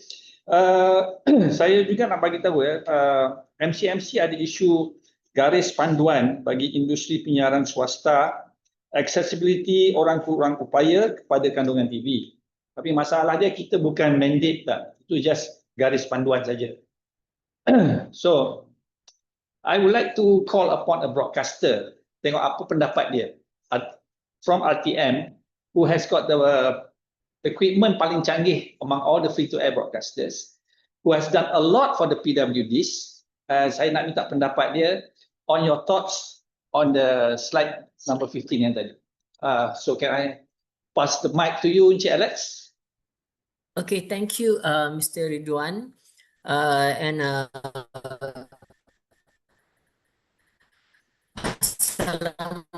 Alex, you're breaking up, Alex. Very good morning to everyone. Okay, can you hear me well? All right, now can you hear me well? Now it's okay. Okay, I've got to stay in this position so that I think the mic will capture me well. Okay, thank you for all the data and the statistics provided, which is very crucial. And it's actually something that we heard also from Jabatan Kebajikan Masyarakat. We went to see them last year to see how we can improve our services. And I actually agree with what Dr. Sharina has mentioned, that she has numbered in this slide. Okay, just to inform RTM has been using JBI since 1985. At that time, we started using at the talk show Selamat Pagi Malaysia. But beginning December 1994, we have started using it for the news. This is because we feel that news is very important. Dissemination of information is very important to everyone, and we do not want the PWDs to not receive information. So we are very inclusive in that extent. And we also provide JBI for delivery of speeches from our leaders in terms of policy and policy delivery, and also for parliament. Okay, we understand that there are 7 categories of disabilities in Malaysia. And while we take note of this, we also have to understand that we have so many subcategories of audience in the country in terms of demographics and psychographics. So for the first point that Dr. Sharina has pointed out, human resource gaps. Yes, we do agree not many people are able to teach or to perform JBI based on the Malaysian Sign Language standards. Because there's so many, I think about over 200 types of sign languages in the world. And some may be more familiar with the American Sign Language or French Sign Language. But I was told by our JBI team that we use Malaysian Sign Language. And especially for broadcasting, it may be slightly technical. It's just like when doctor says that for scientific programs, there may be a different vocabulary and terms that you would need to translate in sign, or religious programs, and it may be different for entertainment. So to get training is not that easy, but the government has actually trained about 90 people, I think 2 years ago, under Bernama, and they have also provided some to RTM. While we have our stable of sign language interpreters, including Madam Tan Libi, who was around just now, there are still other people in around who also does programs for us. For example, I think 2 years ago, For the National Day, we employed 2 young interpreters from Sekolah Khas Cheras, if I'm not mistaken. So while we do have different people, I think there's still room for more. But it also comes down to point number 2, budget constraints, to employ them for programs and also to train them. And looking at point number 3, technical challenges. Yes, we have done subtitling, but subtitling and closed captioning are 2 different things. Subtitles is just to translate perhaps the language, but closed captioning would inform you when a person has a certain expression because you may not understand, or when a sound, a door closes and it's written there, a door closes, that's closed captioning, and we have actually yet to utilize that. And of course, that having said that, it's more for the hearing impaired. We have not tackled much on the other 6 disability categories. And we have to look more in terms of technical capabilities, whether we are able to do maybe one standard for subtitling, one standard for closed captioning, and also other standards to cater to the other needs. But we cannot put them all on one screen because we will end up with a very heavy screen of interpretation. Maybe in the future, technology will be more advanced that we are able to offer more by the click of a button. Meaning, if you just want to see subtitles, you press button 1 and it's subtitling. Maybe button number 2, closed captioning. And the other buttons may offer services for the other categories. Because like I said, 1.9% of audience in Malaysia is of the PWDs. But we also have to cater for the other audiences as well, which may have different needs. So that is a major consideration for broadcasters. And we will have to work well with the industry also in terms of technological appliances, instruments that would allow us to do more in the future.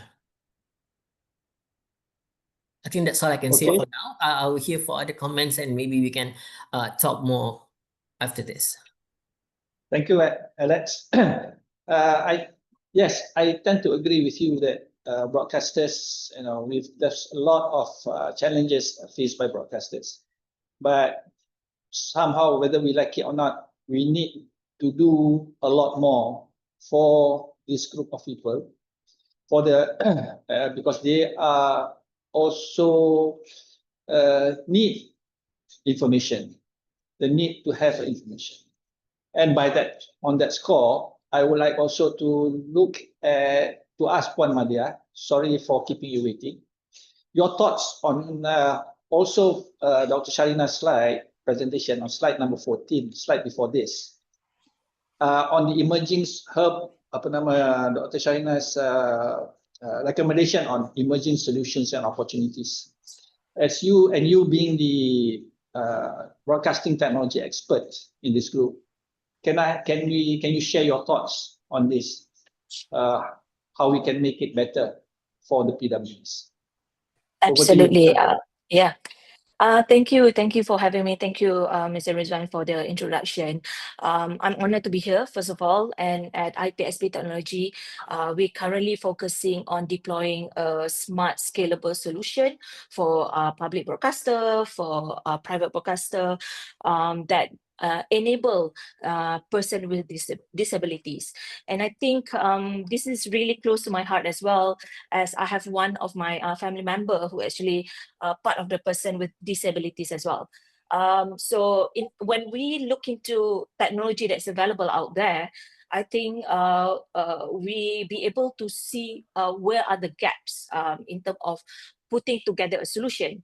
And when we derive in terms of technology that's available out there, we also need to understand there are few segments that we need to look at. Number one, in terms of device that is acceptable and has been used by the person of disabilities. We're not talking only in terms of smartphone. We need to talk about the smart TV devices that's available out there. and making it cheaper for the people in the community. We need to talk about the IoT devices as well, in terms of like a smart speaker, like Google Smart Speaker, Alexa Smart Speaker. Those are the kind of devices that actually be able to help.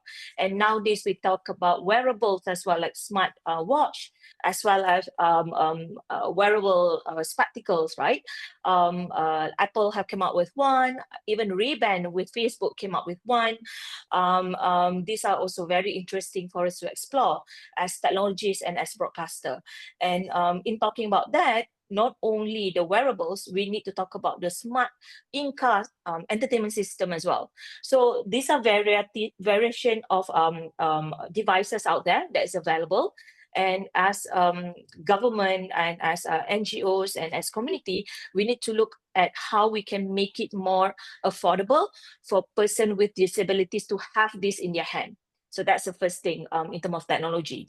And the second part of it, in terms of the solution that we provide for broadcasters, public broadcasters and private broadcasters, we look at how the emerge of AI, what Dr. Sharina mentioned here, with the AI powered with closed caption.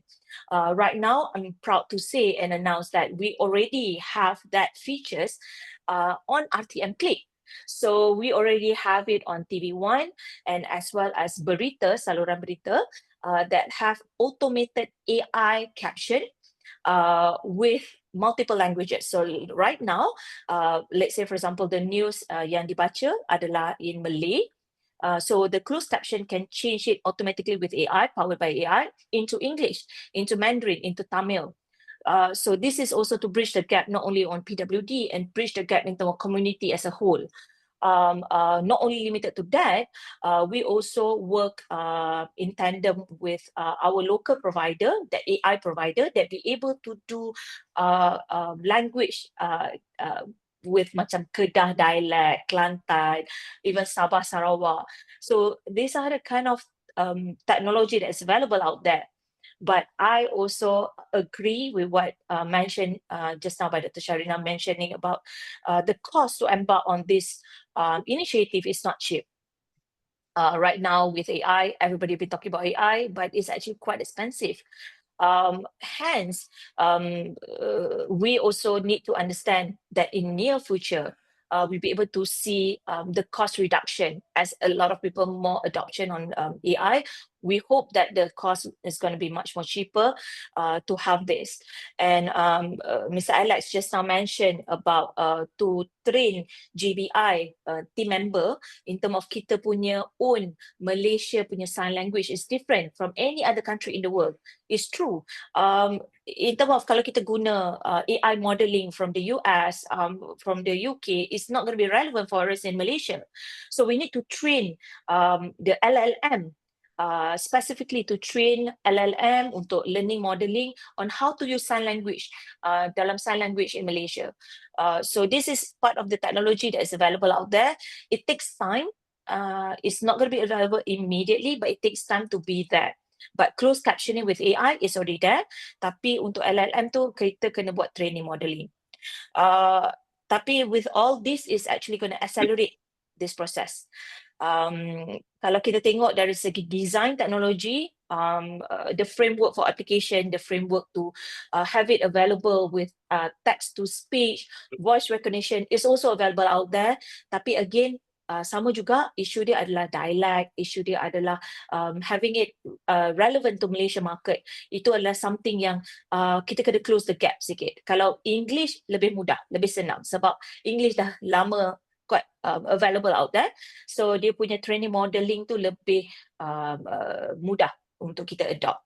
And then in terms of the design interface untuk application, untuk web, untuk application like iOS and also Android devices, kita pun tahu all these devices macam Apple, Google, dia dah ada dah the model, the framework untuk kita design untuk people with disabilities sebab dia dah cater untuk market in the US and UK and sebagainya.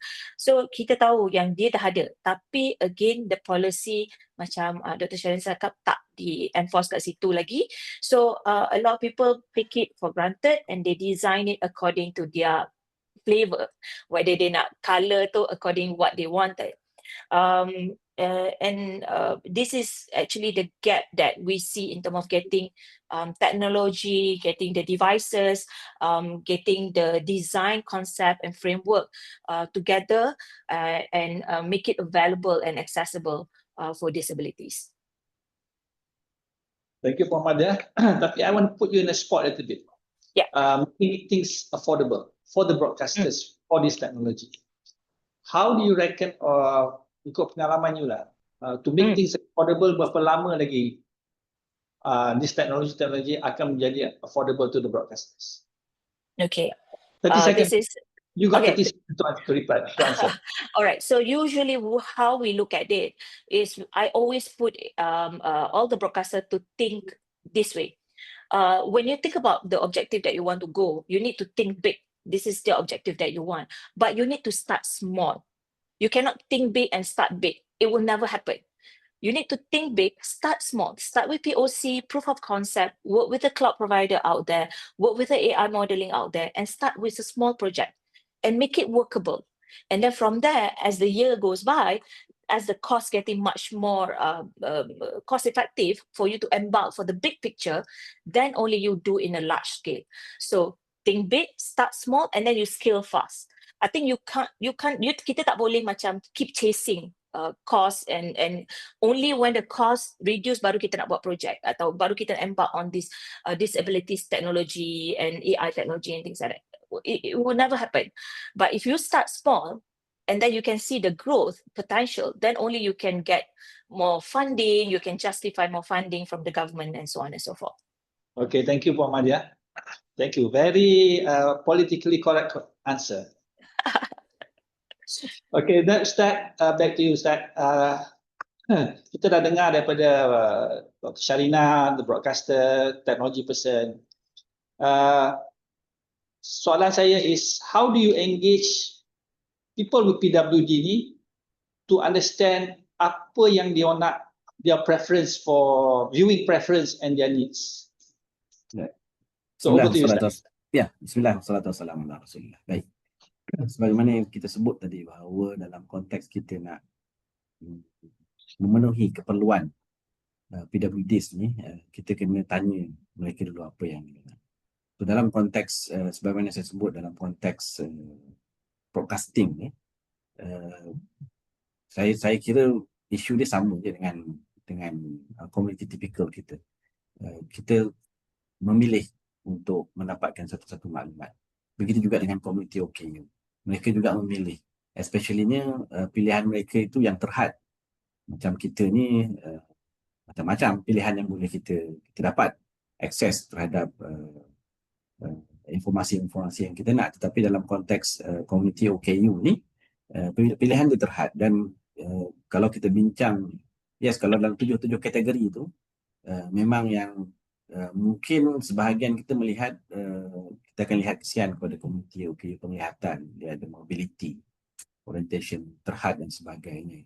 Mungkin kita lihat juga isu berkaitan dengan fizikal pun sama jugalah, susah nak berjalan. So accessibility dia agak besar dia punya peranannya. Dan begitu juga dengan OKU pembelajaran, autism, Down syndrome dan sebagainya. So kita kena ada setting, beberapa setting lah. Maknanya mungkin contoh untuk anak-anak autism ni kita tak boleh nak terangkan sebagaimana apa yang kita buat untuk community typical. So dia kena ada guided, especially from their parent circle dia. So maknanya dalam konteks ini kita kena ada certain program-program yang involve ibu bapa, involve dia punya adik-beradik, circle family dia, untuk dia at least dia ada pengetahuan untuk guide anak-anak dia yang mungkin kita kategorikan dalam isu berkaitan dengan neurologis, pembelajaran dan sebagainya. So begitu juga dalam konteks kita melihat kepada OKU pendengaran, yang saya kira isu paling besar kot dari sudut konteks informasi-informasi ni. Itu sebab kalau pengalaman kami di Pusat Pendidikan Maktum, apa yang kita buat pada tahun 2010 kita mula melihat kepada apa peranan kita di Fakulti Pengajian Quran dan Sunnah untuk khidmat kepada masyarakat. So salah satu peranan kita adalah untuk kita dekatkan komuniti OKU ini dengan bidang kita lah, iaitu bidang fardu ain, agama dan sebagainya. So dalam konteks ini kita melihat bahawa apabila komuniti OKU ini memerlukan akses yang sama seumpama dengan komuniti tipikal ni, maka kita kena bergerak. Dan keyword yang saya lihat adalah dia bukan kerja seorang. Dia bukan kerja di USIM, bukan kerja di broadcasting, di MCMC, bukan kerja, dia pelbagai pihak kena involve. That's why your keyword yang keduanya adalah kita kena involve, nothing without us, nothing about us without us. Maknanya komuniti OKU ni kita kena libatkan juga supaya apa yang kita buat itu mereka dapat manfaat yang sebetulnya. Kalau tak, nanti apa yang kita buat ni dia macam jadi, kita sebut program-program janji ada. Program-program janji ada, orang tanya buat program tak? Buat. Untuk komuniti OKU ya, buat. Tapi dia punya impak tak sampai kepada komuniti OKU. So ini juga peranan kita di Pusat Pendidikan itu, especially dealing with the Islamic agencies, yang kita nak bagi tahu kepada agensi-agensi jabatan-jabatan agama Islam, nak buat program-program berkaitan OKU ni, dia kena ada tempat yang dia refer. Sebab pegawai-pegawai jabatan agama Islam mungkin dia tidak terdedah dengan isu dan cabaran komuniti OKU ni. So dia kena refer, especially kepada persatuan-persatuan, NGO ataupun kepada kami untuk menjalankan program-program berkaitan dengan komuniti OKU ni supaya matlamat kita tu sampai. Sebagai contoh, saya nak bawa tuan-tuan dan puan memperlihatkan satu program yang dicadangkan oleh satu jabatan agama Islam, tapi untuk komuniti OKU pendengaran. Tapi dia punya program tu, dia punya tentatif tu macam nak buat program dengan komuniti tipikal. Dia punya syllabus modul tu terlalu banyak sangat. Jadi saya kata tak sesuai untuk komuniti OKU pendengaran ini. Dia orang kena start macam Puan Mardiah sebut. Kita think big, tapi kita start small, sikit. At least dia orang rasa appreciate, dia dihargai dengan apa yang kita buat. Tak nak kita buat program-program, kita buat macam-macam program. Tapi program-program itu sebenarnya kata janji ada, tapi tak sampai kepada matlamat kepada komuniti OKU itu sendiri. So engagement kita kena, sebagaimana saya sebut awal tadi, dan inilah model yang ditunjukkan oleh Rasulullah SAW, kita kena tanya komuniti OKU itu sendiri. Wallahualam.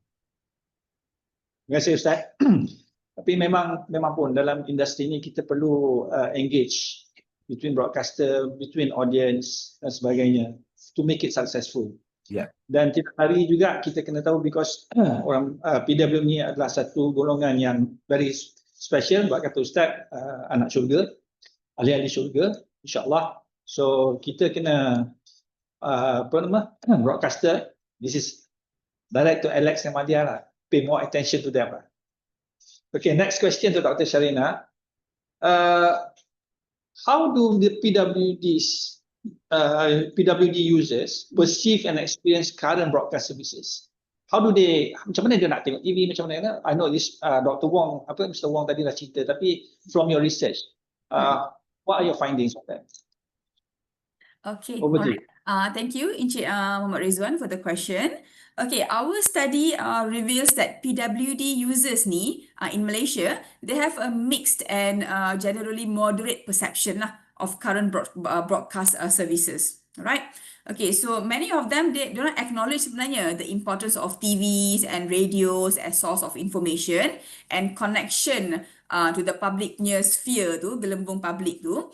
Tapi the experience tu is often macam limited. Limited dan dia inconsistent dan juga sometimes frustrating pun ada juga due to accessibility punya gaps lah. Okay, alright. So firstly, in terms of usefulness, more than 60% of the respondents sebenarnya they rate TV dengan radio ni sebagai moderately helpful, with only a small percentage lah, around like 12%, describing the service as truly effective in meeting their accessibility punya needs tu. Okay, so this actually highlights a disconnect, okay, between what is offered and what is actually usable or meaningful to them. All right.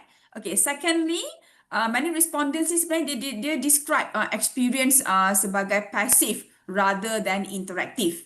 They often watch or listen to the content without being able to macam fully engage lah. Okay, because kadang-kadang subtitles tu macam inaccurate.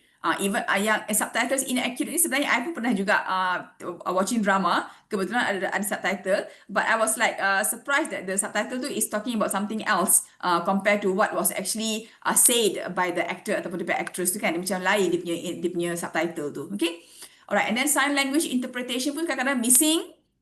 And then technical controls macam volume or contrast setting are not user friendly. Okay, so in our survey, nearly about 90% lah found that accessibility features are inconsistent, and a large number of the respondents actually struggle to even activate ataupun nak locate features macam subtitle tu, macam mana nak on, turn on semua tu kan. Okay, alright. And then, okay, for those with the, kalau kita tengok lah in terms of the category yang hearing impairments, okay, the absence of real-time caption ataupun in JBI on entertainment program macam advertisement ataupun live show ni, they create a sense of exclusion. Seolah-olah macam mereka tidak di-include ataupun tidak di-invite sekali untuk enjoy whatever have been broadcast, okay. So they felt macam left out a bit. So one participant ni sebenarnya dia ada share. Dia kata yang dia feel truly included during the evening news. Evening news tu dia rasa macam dia macam very very welcome to watch the news, okay, which is good. Tapi dia kata but the rest of the day tu dia rasa macam left out of the whatever is going through on the television, okay. Alright, so meanwhile if you are looking into the macam visual impairment punya PWDs, they reported that radio ni somewhat accessible, okay. Tapi dia lack structured support. Contohnya macam tak ada clear articulation ataupun tak ada clear macam descriptive punya content. Okay, so on television, that is the absence of audio descriptions means that they often rely on others to explain visuals. Contohnya macam drama ataupun documentary. Okay. Okay, imagine. Okay, this is actually a feedback from our focus group discussion as well lah. So dia kata imagine tiba-tiba tengah watch drama kan, for the visual impairment category tengah watch drama tiba-tiba ada dramatic pause. So ada macam satu scene yang senyap je. So mana yang karakter tu mungkin dia tengah silently crying or maybe in a shock. Shock kan biasanya kan kita akan letak facial expression. Kita tak kata, oh I'm in shock. Kita tak ada audio nak express kita punya emotion. Kita tunjuk facial expression ataupun kita punya hand gesture ke kan. Ataupun macam ada orang macam ada physical, some physical activities going on. Kita angkat tangan cakap macam no. Kan, I mean tak ada audio, dia just hand je, no. So the visual impairment punya kategori ni dia jadi macam don't know what's going on. Kenapa tiba-tiba ada dramatic pause tu? They need someone nearby them to explain. Apa jadi what's going on Kenapa tiba-tiba senyap tengah nangis ke? Tengah apa ni? Terkejut ke apa? Don't know what's going on in that particular emotion punya kategori punya scene tu kan. Okay. So without audio description ni sebenarnya a visually impaired viewer ni dia just hear macam silence, tak ada explanation. So this result in an experience yang macam feel incomplete, tak tahu what's going on, sometimes confused. And then also macam emotionally muted, tak dapat nak macam nak menjiwai watak lah kata orang. Okay. Alright. So finally, when asked how broadcast services could be improved, okay, so many PWD users emphasize the need for consistency, customize and also inclusivity lah, untuk include mereka sekali. Okay, so they want features that work across all programs. Okay, not just news. Tapi mereka juga nak juga tengok movie, nak juga tengok drama. So they want to feel considered not as an afterthought, tapi sebagai equal member of the audience. Macam mana orang lain tengok TV, mereka juga nak enjoy TV juga. Okay, ataupun nak enjoy radio. Okay, so in short, what I can say is that while PWD community continues to consume broadcast media, their overall experience is hindered by a couple of things lah, by fragmented implementation, ada limited option, ada lack of engagement from the content creators and so on. Okay, so dia punya macam tak kesampaian dia tu. Thank you. Okay, terima kasih. Saya punya producer kat sini dalam bilik ni dia melompat-lompat kata kita dah overrun tapi tak apa. Kita buat tak tahu je, kita jalan because the topic is very interesting. Saya buat tak nak pandang dia ni. Hot topic. Next question, Alex. And can you share any success stories or initiatives that have significantly improved the accessibility for PWDs at RTM? Okay, I look at also at the questions that are posted in the chat lah. Okay, we Yes. will talk about Ada your boleh jawab, question. tolong jawab. Yeah. Okay, we'll talk about your question first. Okay, we're still going on strong with our sign language lah. And we are still thinking of what other programs that we want to introduce that. Okay. And looking at hang on. There's one question just now, one moment. Talking about to what extent current broadcast content. Okay, like I mentioned just now. Yeah, right now we have Alex, we lost you. Alex, we are doing dekat sikit dengan mic tak, Ustaz. Alex, you're freeze. Alex, JBI, but there are other because yeah. Can you hear? Hello. okay, dekat sikit dengan mic. Hello? Jangan buka. Talk Okay, from jangan there. gerak. Okay. Okay. So far in this session, I noticed we've been talking about the technical side of what we see on screen. We have not touched on content creation, content production. That is something that I'm also looking into. But we're going to start small because we have to see how it goes with the PWDs. For example, we're gonna start thinking about how to provide content for people with learning speech or mental disabilities. It may be tough for us, but we have to we start doing, and yeah, we may face mistakes, but we are a broadcaster. We don't do things right all the time. Because when we know that where we go wrong, we have to improve. So that's something we're looking into, and thank God for OTT, because you can use that as a platform to offer things that may not be conventional. And it's going to be a trial and error thing, but that's something that we are looking into because we have actually spoken to Jabatan Kebajikan Masyarakat, and we're still trying to figure out of the 7, what other things are in there. For example, when we talk about autism, there are a few spectrums of autism, and which one do we want to focus? We cannot do something that is too general because it may not work. So that's something that we're looking into. And let me look at the other question that's asked, that was sent to me. To what extent government recognizes and prioritizes innovation? The government recognizes the need for PWDs. that's why, sorry Alex. It Alex, will be jangan part gerak, of Alex. the MCMC and the Ministry. Yeah, Okay. Kena repeat sekali lagi. Tak dengar. You froze. Okay. Okay, when we talk about whether the government prioritizes PWDs, yes, they do prioritize. And it's going to be included in the national broadcasting policy that we're working on. Okay. Thank you. Just for your info, Alex mentioned. Okay, Alex mentioned about national broadcasting policy. Ini adalah satu yang kami pihak kementerian tengah buat untuk dasar penyiaran negara. And the outcome of this discussion, we hope to akan diincorporate dalam dasar penyiaran negara ini. Dan saya mengharap kawan rakan-rakan kami dari Kementerian Komunikasi tengah is watching also, is also following this.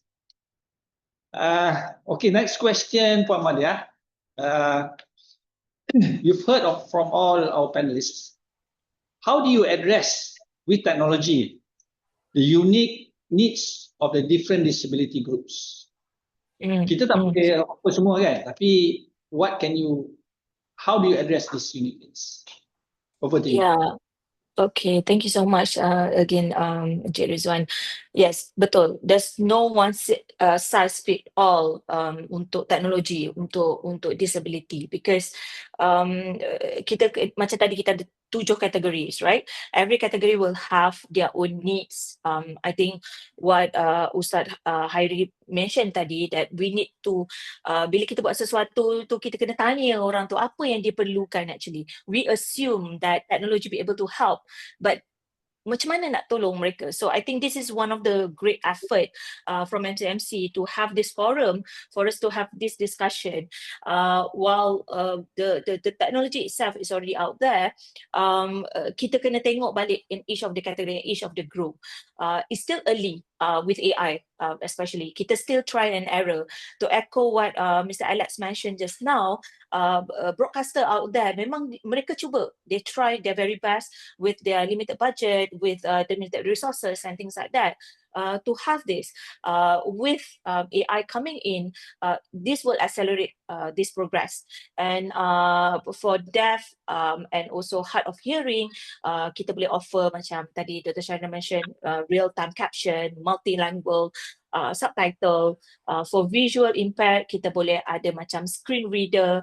So Apple did a very good job in terms of their devices, where kita boleh select nak besarkan font dan sebagainya. Tapi on application, kita belum nampak banyak application yang dia boleh buat macam tu. Untuk audio navigation, in the light of audio to text to speech, audio description dan sebagainya. For cognitive disabilities, kita tengok how we can simplify the interface, not much of flashing, and then customizable viewing experience for disability person. And also kita boleh buat juga voice command features. So especially each of your phone ada one way or another ada AI capability with Siri and Alexa dan sebagainya yang kita boleh implement, whereby a person with disability will just give instruction to Siri and tell them what they want, and then Siri will then report back. So for example, in the US actually nowadays macam news kan, dia boleh just cakap, hey Siri, what's the news today? And Siri will come back, all the news from all the broadcaster, give a summary of what's happening out there. So, but this technology, dia tak boleh work in silo. So all the broadcaster tak boleh work in silo. To have this, we must be united. Tak boleh macam Media Prima adopt a different technology, RTM adopt. We have to be united and have this policy by MCMC and have this, think of this as a together. So if we unite in such a way, I think we'll be able to do this. Kita boleh benchmark against, macam tadi Mr. Alex had mentioned, OTT dah enable them to do a lot more compared to what TV, normal traditional TV or normal traditional radio available out there. OTT be able to have all these AI capabilities and will enable user to use more of the content. So kalau kita nak benchmark pun, kita kena benchmark out there with platform yang dah successfully adapt to this PWD punya platform. Macam Apple TV, they are very good at their punya audio description, one of the best that I've seen, with their features for how you want to customize the apps. In terms of benchmarking subtitle, in Europe dia dah memang mandatory. In UK dia memang mandatory for dia punya berita daripada pukul 6 sampai pukul 12 to have the audio description together with all the entertainment content. After pukul 12 baru dia kata okay, tak payah ada auto generated AI subtitle. Tapi dia kena mention lah kat situ yang is generated by AI. So benchmarking, policy, technology work hand in hand, and we need to cater to different target groups. So for me, if we do it for disability, actually we'll be able to do it for all community. So that's my opinion. Okay, thank you, Muhammad. Kita ada satu lagi round, tapi kali ini saya punya producer dah lompat lagi dah. Tapi tetap juga saya nak pergi last round, but I'm going to limit for 1 minute for each panelist. Back to Ustaz. Ustaz, apa role yang NGO boleh pakai, can play in advocating for better accessibility in broadcast services? Seminit Ustaz. Okey, baik. Bismillah, wassalatu wassalamu ala Rasulullah. Sebenarnya saya sebut tadi bahawa NGO ni sangat memainkan peranan yang penting untuk membantu kita dalam konteks broadcasting ni, supaya segala informasi-informasi, konten-konten yang kita buat akan dapat tepat sasarannya dan impak dia sangat tinggi kepada komuniti. So sebagaimana saya sebut awal-awal tadi, yang saya sangat streskan bahawa ada keperluan, sangat perlu mana-mana program yang kita buat kena ada refer kepada badan-badan mobility, especially dengan NGO. Kita jangan lihat NGO ni sebagai picisan-picisan, tapi kita kena lihat bahawa dia adalah player yang membantu kita untuk kita terus memberi manfaat kepada mereka. So pengalaman kami di Pusat Pendidikan Imam tu, memang kita punya salah satu, selain daripada kita punya kepakaran dalam konteks kita membangunkan sukarelawan, especially dakwah OKU, dan kita ada juga engagement kita dengan sinergi dengan NGO OKU. So sebagai contohnya, apa yang kita buat dengan aplikasi Quran Isyarat yang the first in the world yang kita bangunkan, Quran Isyarat, untuk membantu komuniti pekak OKU pendengaran ini untuk membaca Al-Quran ini. So asalnya adalah permintaan daripada komuniti NGO OKU. The deaf ni datang dan dia kata, Ustaz, OKU penglihatan dia ada Quran Braille, dia orang boleh baca Quran Braille dengan titik-titik itu. Kami OKU pendengaran, kami tak boleh baca Quran yang sedia ada. Kami hanya dapat Quran, kami paling-paling pun kami boleh peluk. Tak boleh nak baca sebab kita tak ada akses macam mana cara nak baca. So Alhamdulillah, apabila kita explore, kita engage dengan dia, kita minta pandangan-pandangan daripada dia, so Alhamdulillah kita mampu untuk menghasilkan satu benda inovasi yang Alhamdulillah Malaysian Book of Record kita dapat, supaya komuniti ini dia boleh engage. Dan Alhamdulillah setiap bulan Ramadan since 2020 kita buat online tadarus tanpa suara untuk baca Quran bersama dengan komuniti OKU pendengaran ini, dan dengan menggunakan aplikasi yang kita ada. Dan sekarang kita dah ada buku. Dulu kita belajar Al-Quran menggunakan buku Iqra' kan, tapi untuk komuniti OKU pendengaran ini dia tak boleh gunakan Iqra' sebab Iqra' tu dia punya prinsip dia bunyi.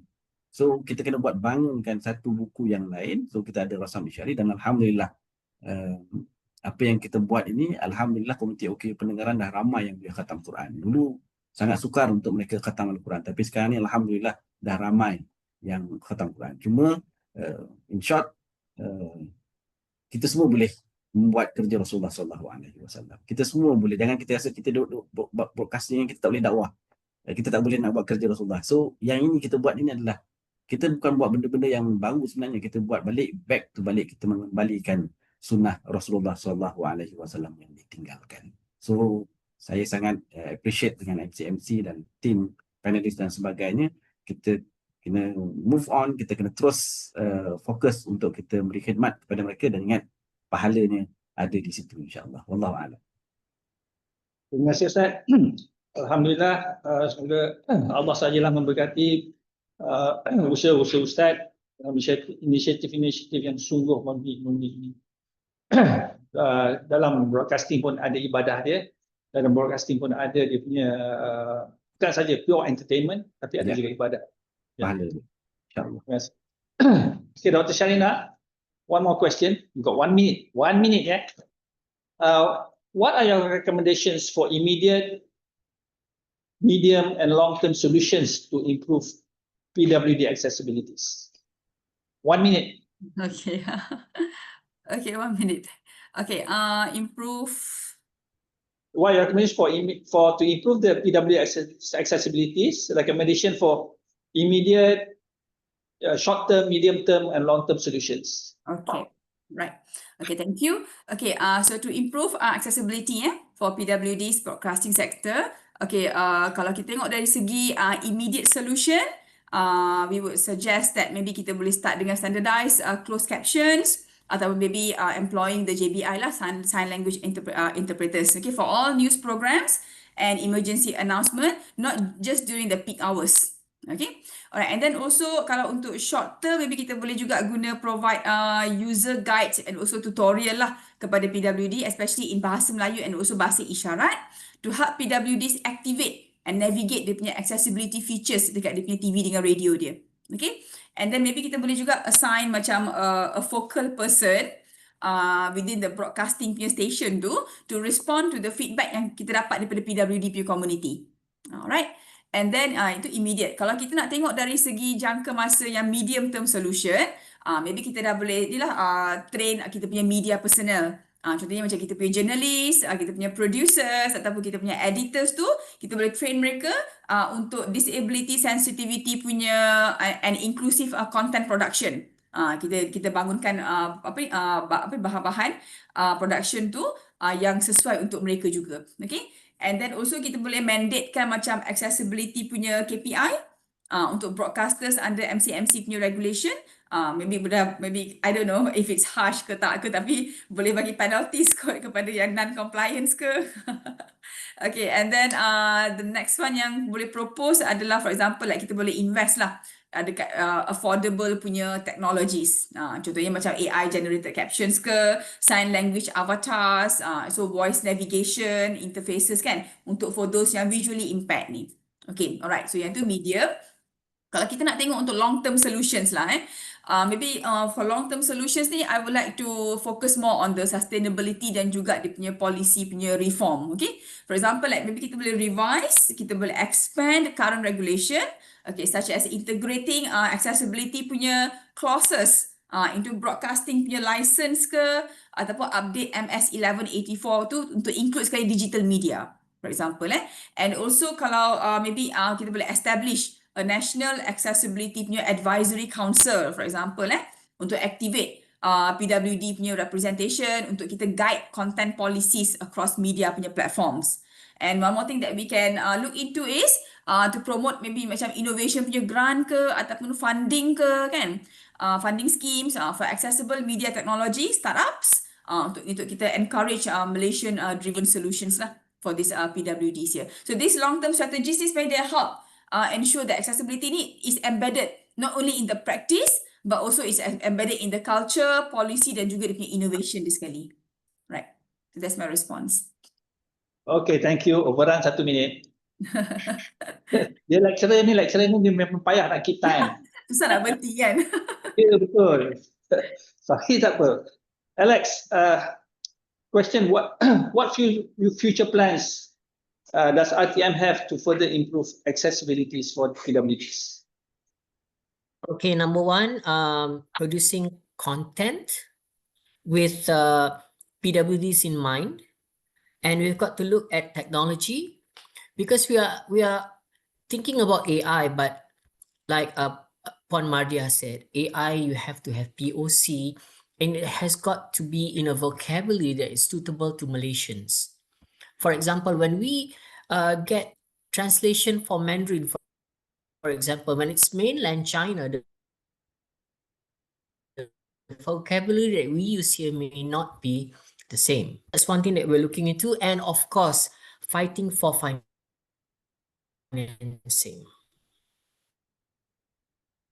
Hello, Alex. Alex, are you That's still there? important because we're sure we're going to have problems. Yeah, can you hear? Okay, jangan gerak macam tu je. Okay. Okay, number one tadi content creation, number two tadi technology, and number three financing. Okay. Which we hope will improve in the future lah. Alright, insyaAllah. InsyaAllah. Kita sama-sama berdoa lah. Government akan bagi funding. Yeah, because I made bidding for RMK, so insyaAllah. Okay. Okay, now finally, Puan Madia, your question. Can you share with us any collaborations that you have done with other broadcasters or NGOs to improve the accessibilities to the PWDs? Okay, thank you for this last question. 1 minute. So we've done what we've done with RTM through RTM Click was amazing. We've do it within like 2 months.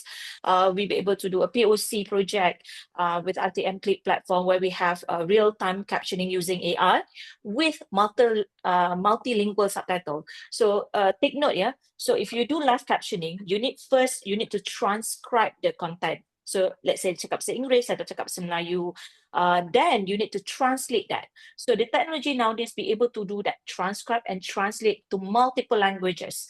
So this is a very good case study that we've done with RTM. So I think in terms of our community-driven enhancement, we also have worked with actually Apple and AWS. We work together with NGOs and supported by MDAC to support the community-driven enhancement using AI. So if any of you are interested to work with us for us to assist within the community and pushing our partners to work with you, with Apple and AWS, we are absolutely be able to do so as well. And moving forward, we also aim to deepen the collaboration, especially with regulatory bodies like MCMC, to work together with USIM to make sure that we be able to hit the right spot in terms of the community at whole. Thank you. Spot on. 30 seconds. 1 minute. Okay. That concludes the panel discussion. And the next session should be a Q&A. And there are a lot of questions here that is in the Q&A box. But some of them have already been answered by the panelists. I will try to just follow get soalan-soalan ni untuk orang yang berkenaan. Ustaz, ada satu soalan sini Ustaz. Okay, standby Ustaz. Ini tak prepare ni Ustaz. Question Okay. is there an appetite for willingness to increase the human resources to facilitate inclusive broadcasting services, especially training and employing disabled persons themselves as resource persons or life experience experts? Ini daripada Muhammad Nadir Abdul Nasir. Boleh jawab Ustaz? Okay, dalam konteks ni memang yes, kena ada. Kita dalam konteks kalau kita sebut dalam kita punya akta 1% 1% untuk kita punya staff ni adalah dalam konteks OKU ni. So memang sangat membantu sebenarnya. Sebab dalam konteks pengalaman kami contohnya kita dealing dengan OKU penglihatan. Especially di JAKIM kita ada Darul Quran, dan Darul Quran pun dia dah ada sijil untuk Quran untuk OKU penglihatan. Cuma isu yang besar, what the next program kita untuk dia. Mana dia habis dapat sijil, dapat diploma, apa yang perlu dibuat? Mana tempat dia nak pergi? Mana kerja yang dia boleh dapat, ya? So yang ini yang kita kena buka minda, sebagaimana kita sebut tadi, banyak di antara panel-panel pun sebut. Maknanya agensi-agensi ini bukan sekadar yang penggerak, tetapi yang kita sebut sebagai orang yang memutuskan keputusan ini. Dia perlu faham dari sudut keperluan. Bukan kita create satu tawaran untuk dia orang, lepas next tak ada pekerjaan untuk dia dan sebagainya. Dia very simple. Contoh kita kata, untuk dia orang yang menghafaz Al-Quran contoh.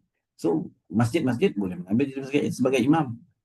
Why not? Kenapa masjid-masjid tak boleh ambil OKU penglihatan untuk jadi imam? Kan? Banyak lagi masjid-masjid, bahkan OKU penglihatan ni kalau dibaca, masya-Allah, tabarakallah. Bacaan dia, hafazan dia lebih mantap kadang-kadang kalau kita lihat. So kena buka, benda-benda tu kena buka. That's why saya kata titik pertemuan kita adalah engagement, collaboration dan juga understanding, kefahaman kita terhadap kita nak membantu mereka ni, tapi kita tutup pintu. So macam mana? Kan? Jadi kita kena buka pintu, tengok mana yang boleh dia orang ni datang untuk jadikan sebagai petugas kita dan sebagainya. So dan begitu juga kita dengan engagement dengan kita kursi Datuk Haji Rizalman untuk settlekan kita punya aplikasi Quran Isyarat untuk terjemahan. Tilawah kita dah siap, terjemahan kita belum siap. So alhamdulillah kita dapat grant daripada Datuk Haji Rizalman. So kita involvekan 2 orang, kita ambil 2 orang OKU pendengaran untuk menjadi staff kita untuk settlekan berkaitan dengan terjemahan Al-Quran versi bahasa isyarat Malaysia. So saya rasa masing-masing kena ambil peranan untuk memastikan mereka ni dia orang sambung belajar dan sebagainya, tetapi what's next? Itu yang perlu kita fikirkan. Wallahu a'lam. Terima kasih Ustaz. Soalan seterusnya, next question, ini dipost pada Dr. Sharina. Dr. Sharina, You got again 1 minute, Dr. Sharina. Please keep 1 minute. Yes, can. What is the percentage from your research that PWs are watching national TV, and is it effective to help them understand issues and their preferences? Ada tak? Are they watching national TV? Berapa persen? And effective or not? Supaya more current issues. Okay, all right. Thank you for the question. Okay, based on our research, around 84.1% of the PWD respondents do regularly watch a national television, such as RTM, TV3, and also other local channels. Okay, so TV remains their main source of information, especially for news and also for government punya updates. Okay, however, when we asked if the content helps them, okay, understand the current issues and suits their preference ke tak, the response was quite mixed. Okay, for the visually impaired ni, the lack of audio descriptions tu, it means that they often miss visual punya details lah in drama and documentaries lah, like how I've explained just now. Okay, so in terms of preference tu, so many PWDs ni, they said that they want more inclusive content. Dia bukan hanya sekadar information je, mereka juga nak entertainment, drama, movies and so on with proper accessibility punya support. Some also want more shows that reflect their experiences and include PWD punya voices sekali dekat dalam show tu. Okay, so overall, yes, many PWDs do watch national TV, but the effectiveness tu is still limited, and there's still room for improvement in making the content tu more inclusive and more engaging untuk this PWD punya community. Yes. Okay, thank you. This question, next one is I have to post to Alex. Alex, this is regarding national broadcasting policy. There are two questions here. One is from Yon Wahsan and Muhammad Nadir Abdul Nasir. Basically, dia tanya, will the government guarantee full and meaningful participation of disabled person in the development process of national broadcasting policy?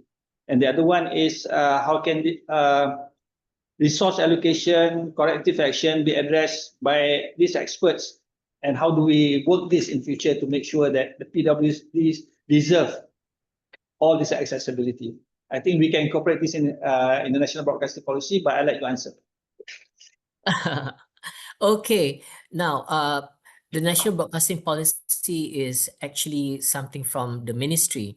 So we take your note on this and we will inform the ministry people, and I think they are also online at this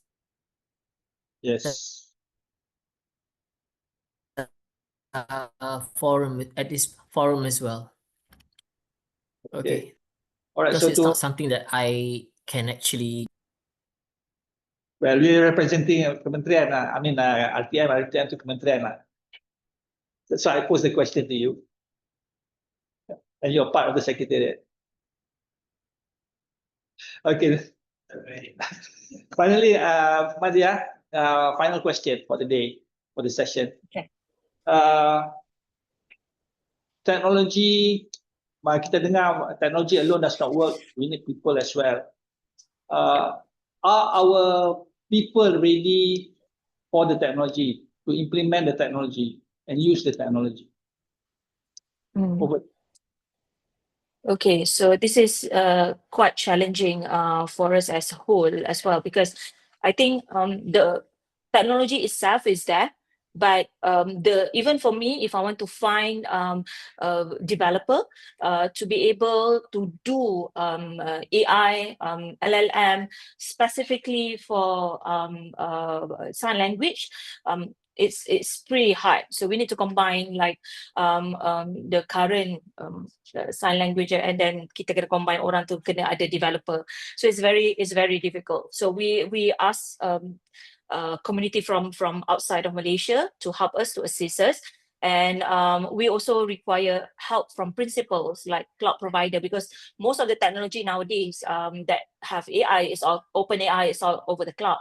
So the cloud provider actually provide us with grant and fund to enable us to do a small projects, POC projects. So I think in terms of human resources, in terms of ability for us to get that, we need to ask resources and funding, not only from the government. We need to ask from the technology provider themselves, like AWS, Google. They have all this funding that we can capture, and we can enable our staff, our in-house resources and technology provider, and we need to work together. Because if broadcasters are shy away and there is no project for us to do it, as technology provider, we cannot provide the human resource to do so as well. So we need to go hand in hand to work together. And all these platform provider, they are open their door, especially with all these initiatives, CSR initiative, because that is also part of their ECG initiative that they have to comply. So don't be shy away to ask for help from us, and we'll be able to provide you with all this framework and roadmap. Tempat juga marketing tu. Thank you. Thank you, ladies and gentlemen. That concludes the webinar for today. I would like to thank the panelists, Ustaz Nokhairi from USIM, Dr. Sharina from USIM, Encik Alex Reza from RTM, and Puan Madia from IPSB Technologies and Strategies. Once again, I would like to thank our wonderful panelists for sharing your time, thoughtful perspectives, and valuable insights on inclusive broadcasting, habilitation technologies, and strategies for audiences with disabilities. We truly appreciate your contributions, and a round of applause to them. Thank you. With that, I now hand over the microphone to our MC. Atika? Thank you, Chair Redzwan. On behalf of all 256 participants attending today, again, a big thank you to Chair Redzwan, Dr. Sharina, Dr. Khairi, and Chair Alex Reza, and Puan Madia for the valuable sharing and great discussion. Ladies and gentlemen, before we go to the conversation, we would appreciate everyone to take 2 minutes to fill in our feedback form. You may scan the QR code on the screen or click the link which has been shared by our secretary in the platform.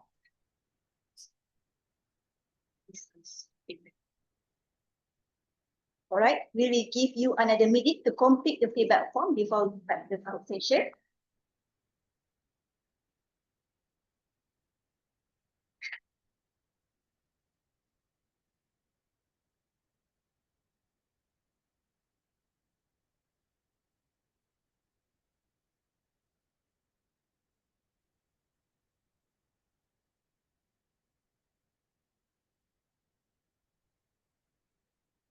All right, thank you everyone for taking the time to fit in our feedback form. We really appreciate your support and time. Okay, next, our Kahoot session. Please get your device ready and enter the game pin as shown on the screen.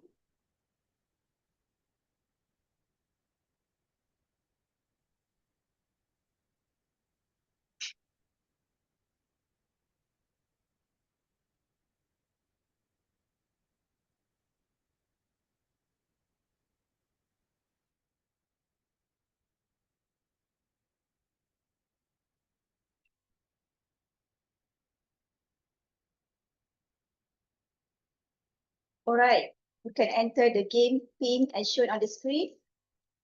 Don't forget to use your real name followed by your organization. For example, @kanabila_MCMC.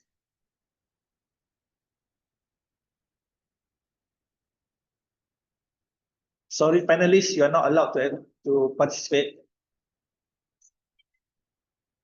Oh.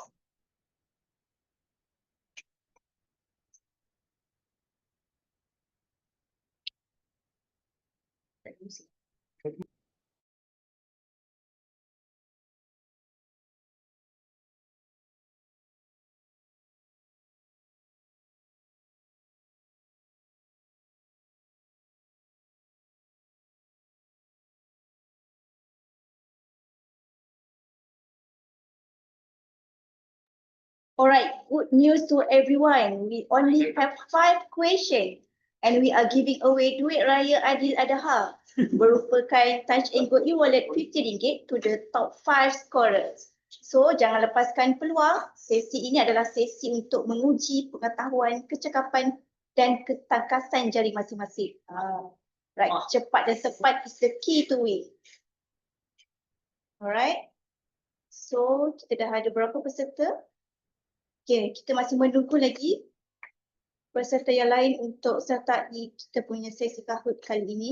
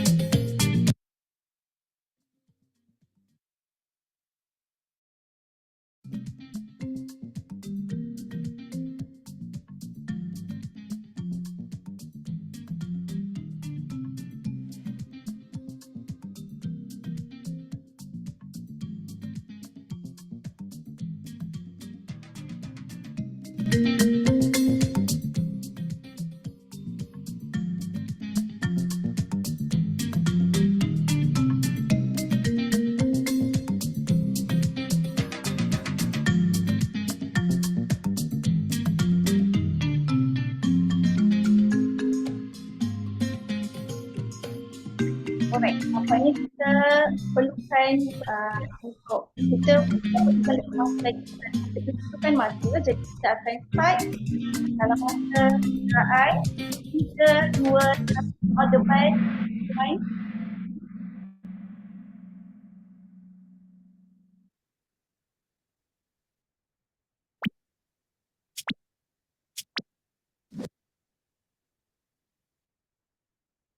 Baiklah, soalan pertama, apakah tujuan menyediakan kemudahan khas kepada penonton OKU di Malaysia dalam tandingan liga?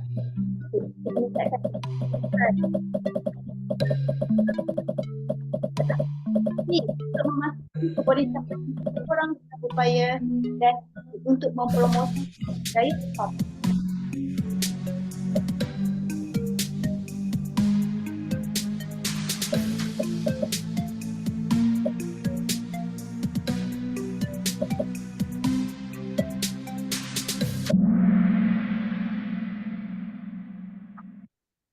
Okey, jawapannya adalah C.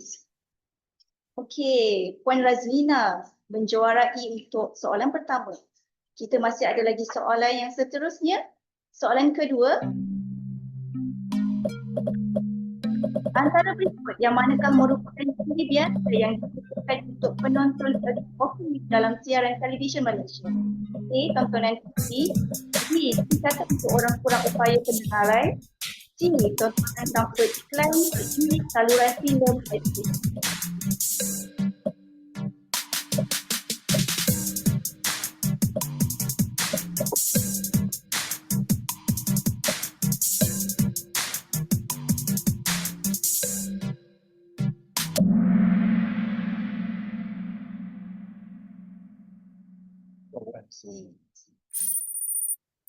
Oh, nampaknya Puan Razina turun satu anak tangga. Okay, mari kita saksikan soalan yang seterusnya. Soalan ketiga. Antara berikut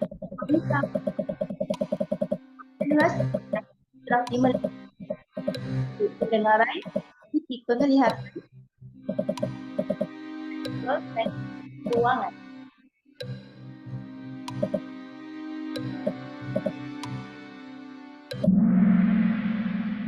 Jawapan tepatnya adalah D, keuangan.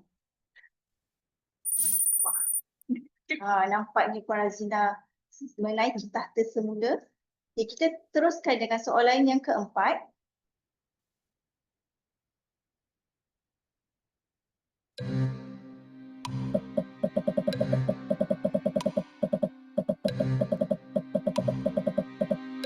Apakah perlindungan undang-undang utama bagi orang kurang upaya di Malaysia? Nampaknya kita menjawab laju.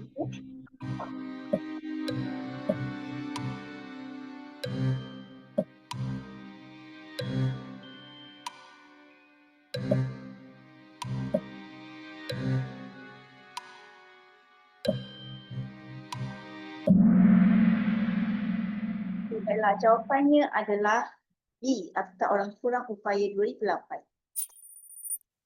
Okey, kita teruskan dengan soalan terakhir, soalan penentuan.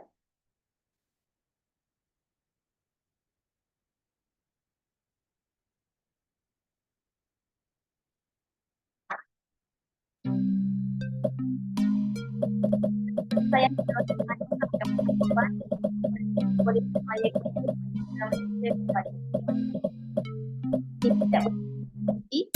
mana rezeki penerangan objek untuk orang kurang upaya peningkatan prinsip besar dan suara.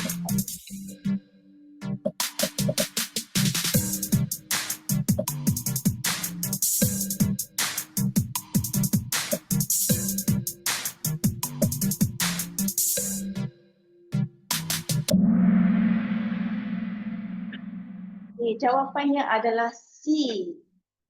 Mari kita sama-sama saksikan siapakah juara kita untuk sesi kali tahun ini. Untuk tempat ketiga, Fakro dari MCMC. Tempat kedua, MSR. Dan juara sesi kahut kali ini, juara Radzwan daripada MCMC. Okay, nombor 4 dan nombor 5 yang bernama Azim dan Mulai nanti kita akan hubungi. Alright, baiklah. Congratulations to all our winners. Our team will contact you soon to arrange your e-wallet prize. Alright, for your information, the presentation slides and recording will be uploaded to the MCMC website within next week. The link has been shared in the chat box by our secretary also. Alright. We have come to the end of our today's webinar. On behalf of the Research, Enterprise and Scholarship Department and Broadcasting Development Department, thank you to all 256 participants for joining us today for this important discussion on how broadcasting can be made more inclusive and accessible for PWDs. We hope you found the session meaningful and insightful. And also a special thanks to our interpreters today, Ms. Tan and Ms. Go, for their support throughout the session. Ladies and gentlemen, thank you again. Till we meet again at the next session of the webinar. Thank you everyone. Assalamualaikum warahmatullahi wabarakatuh and bye.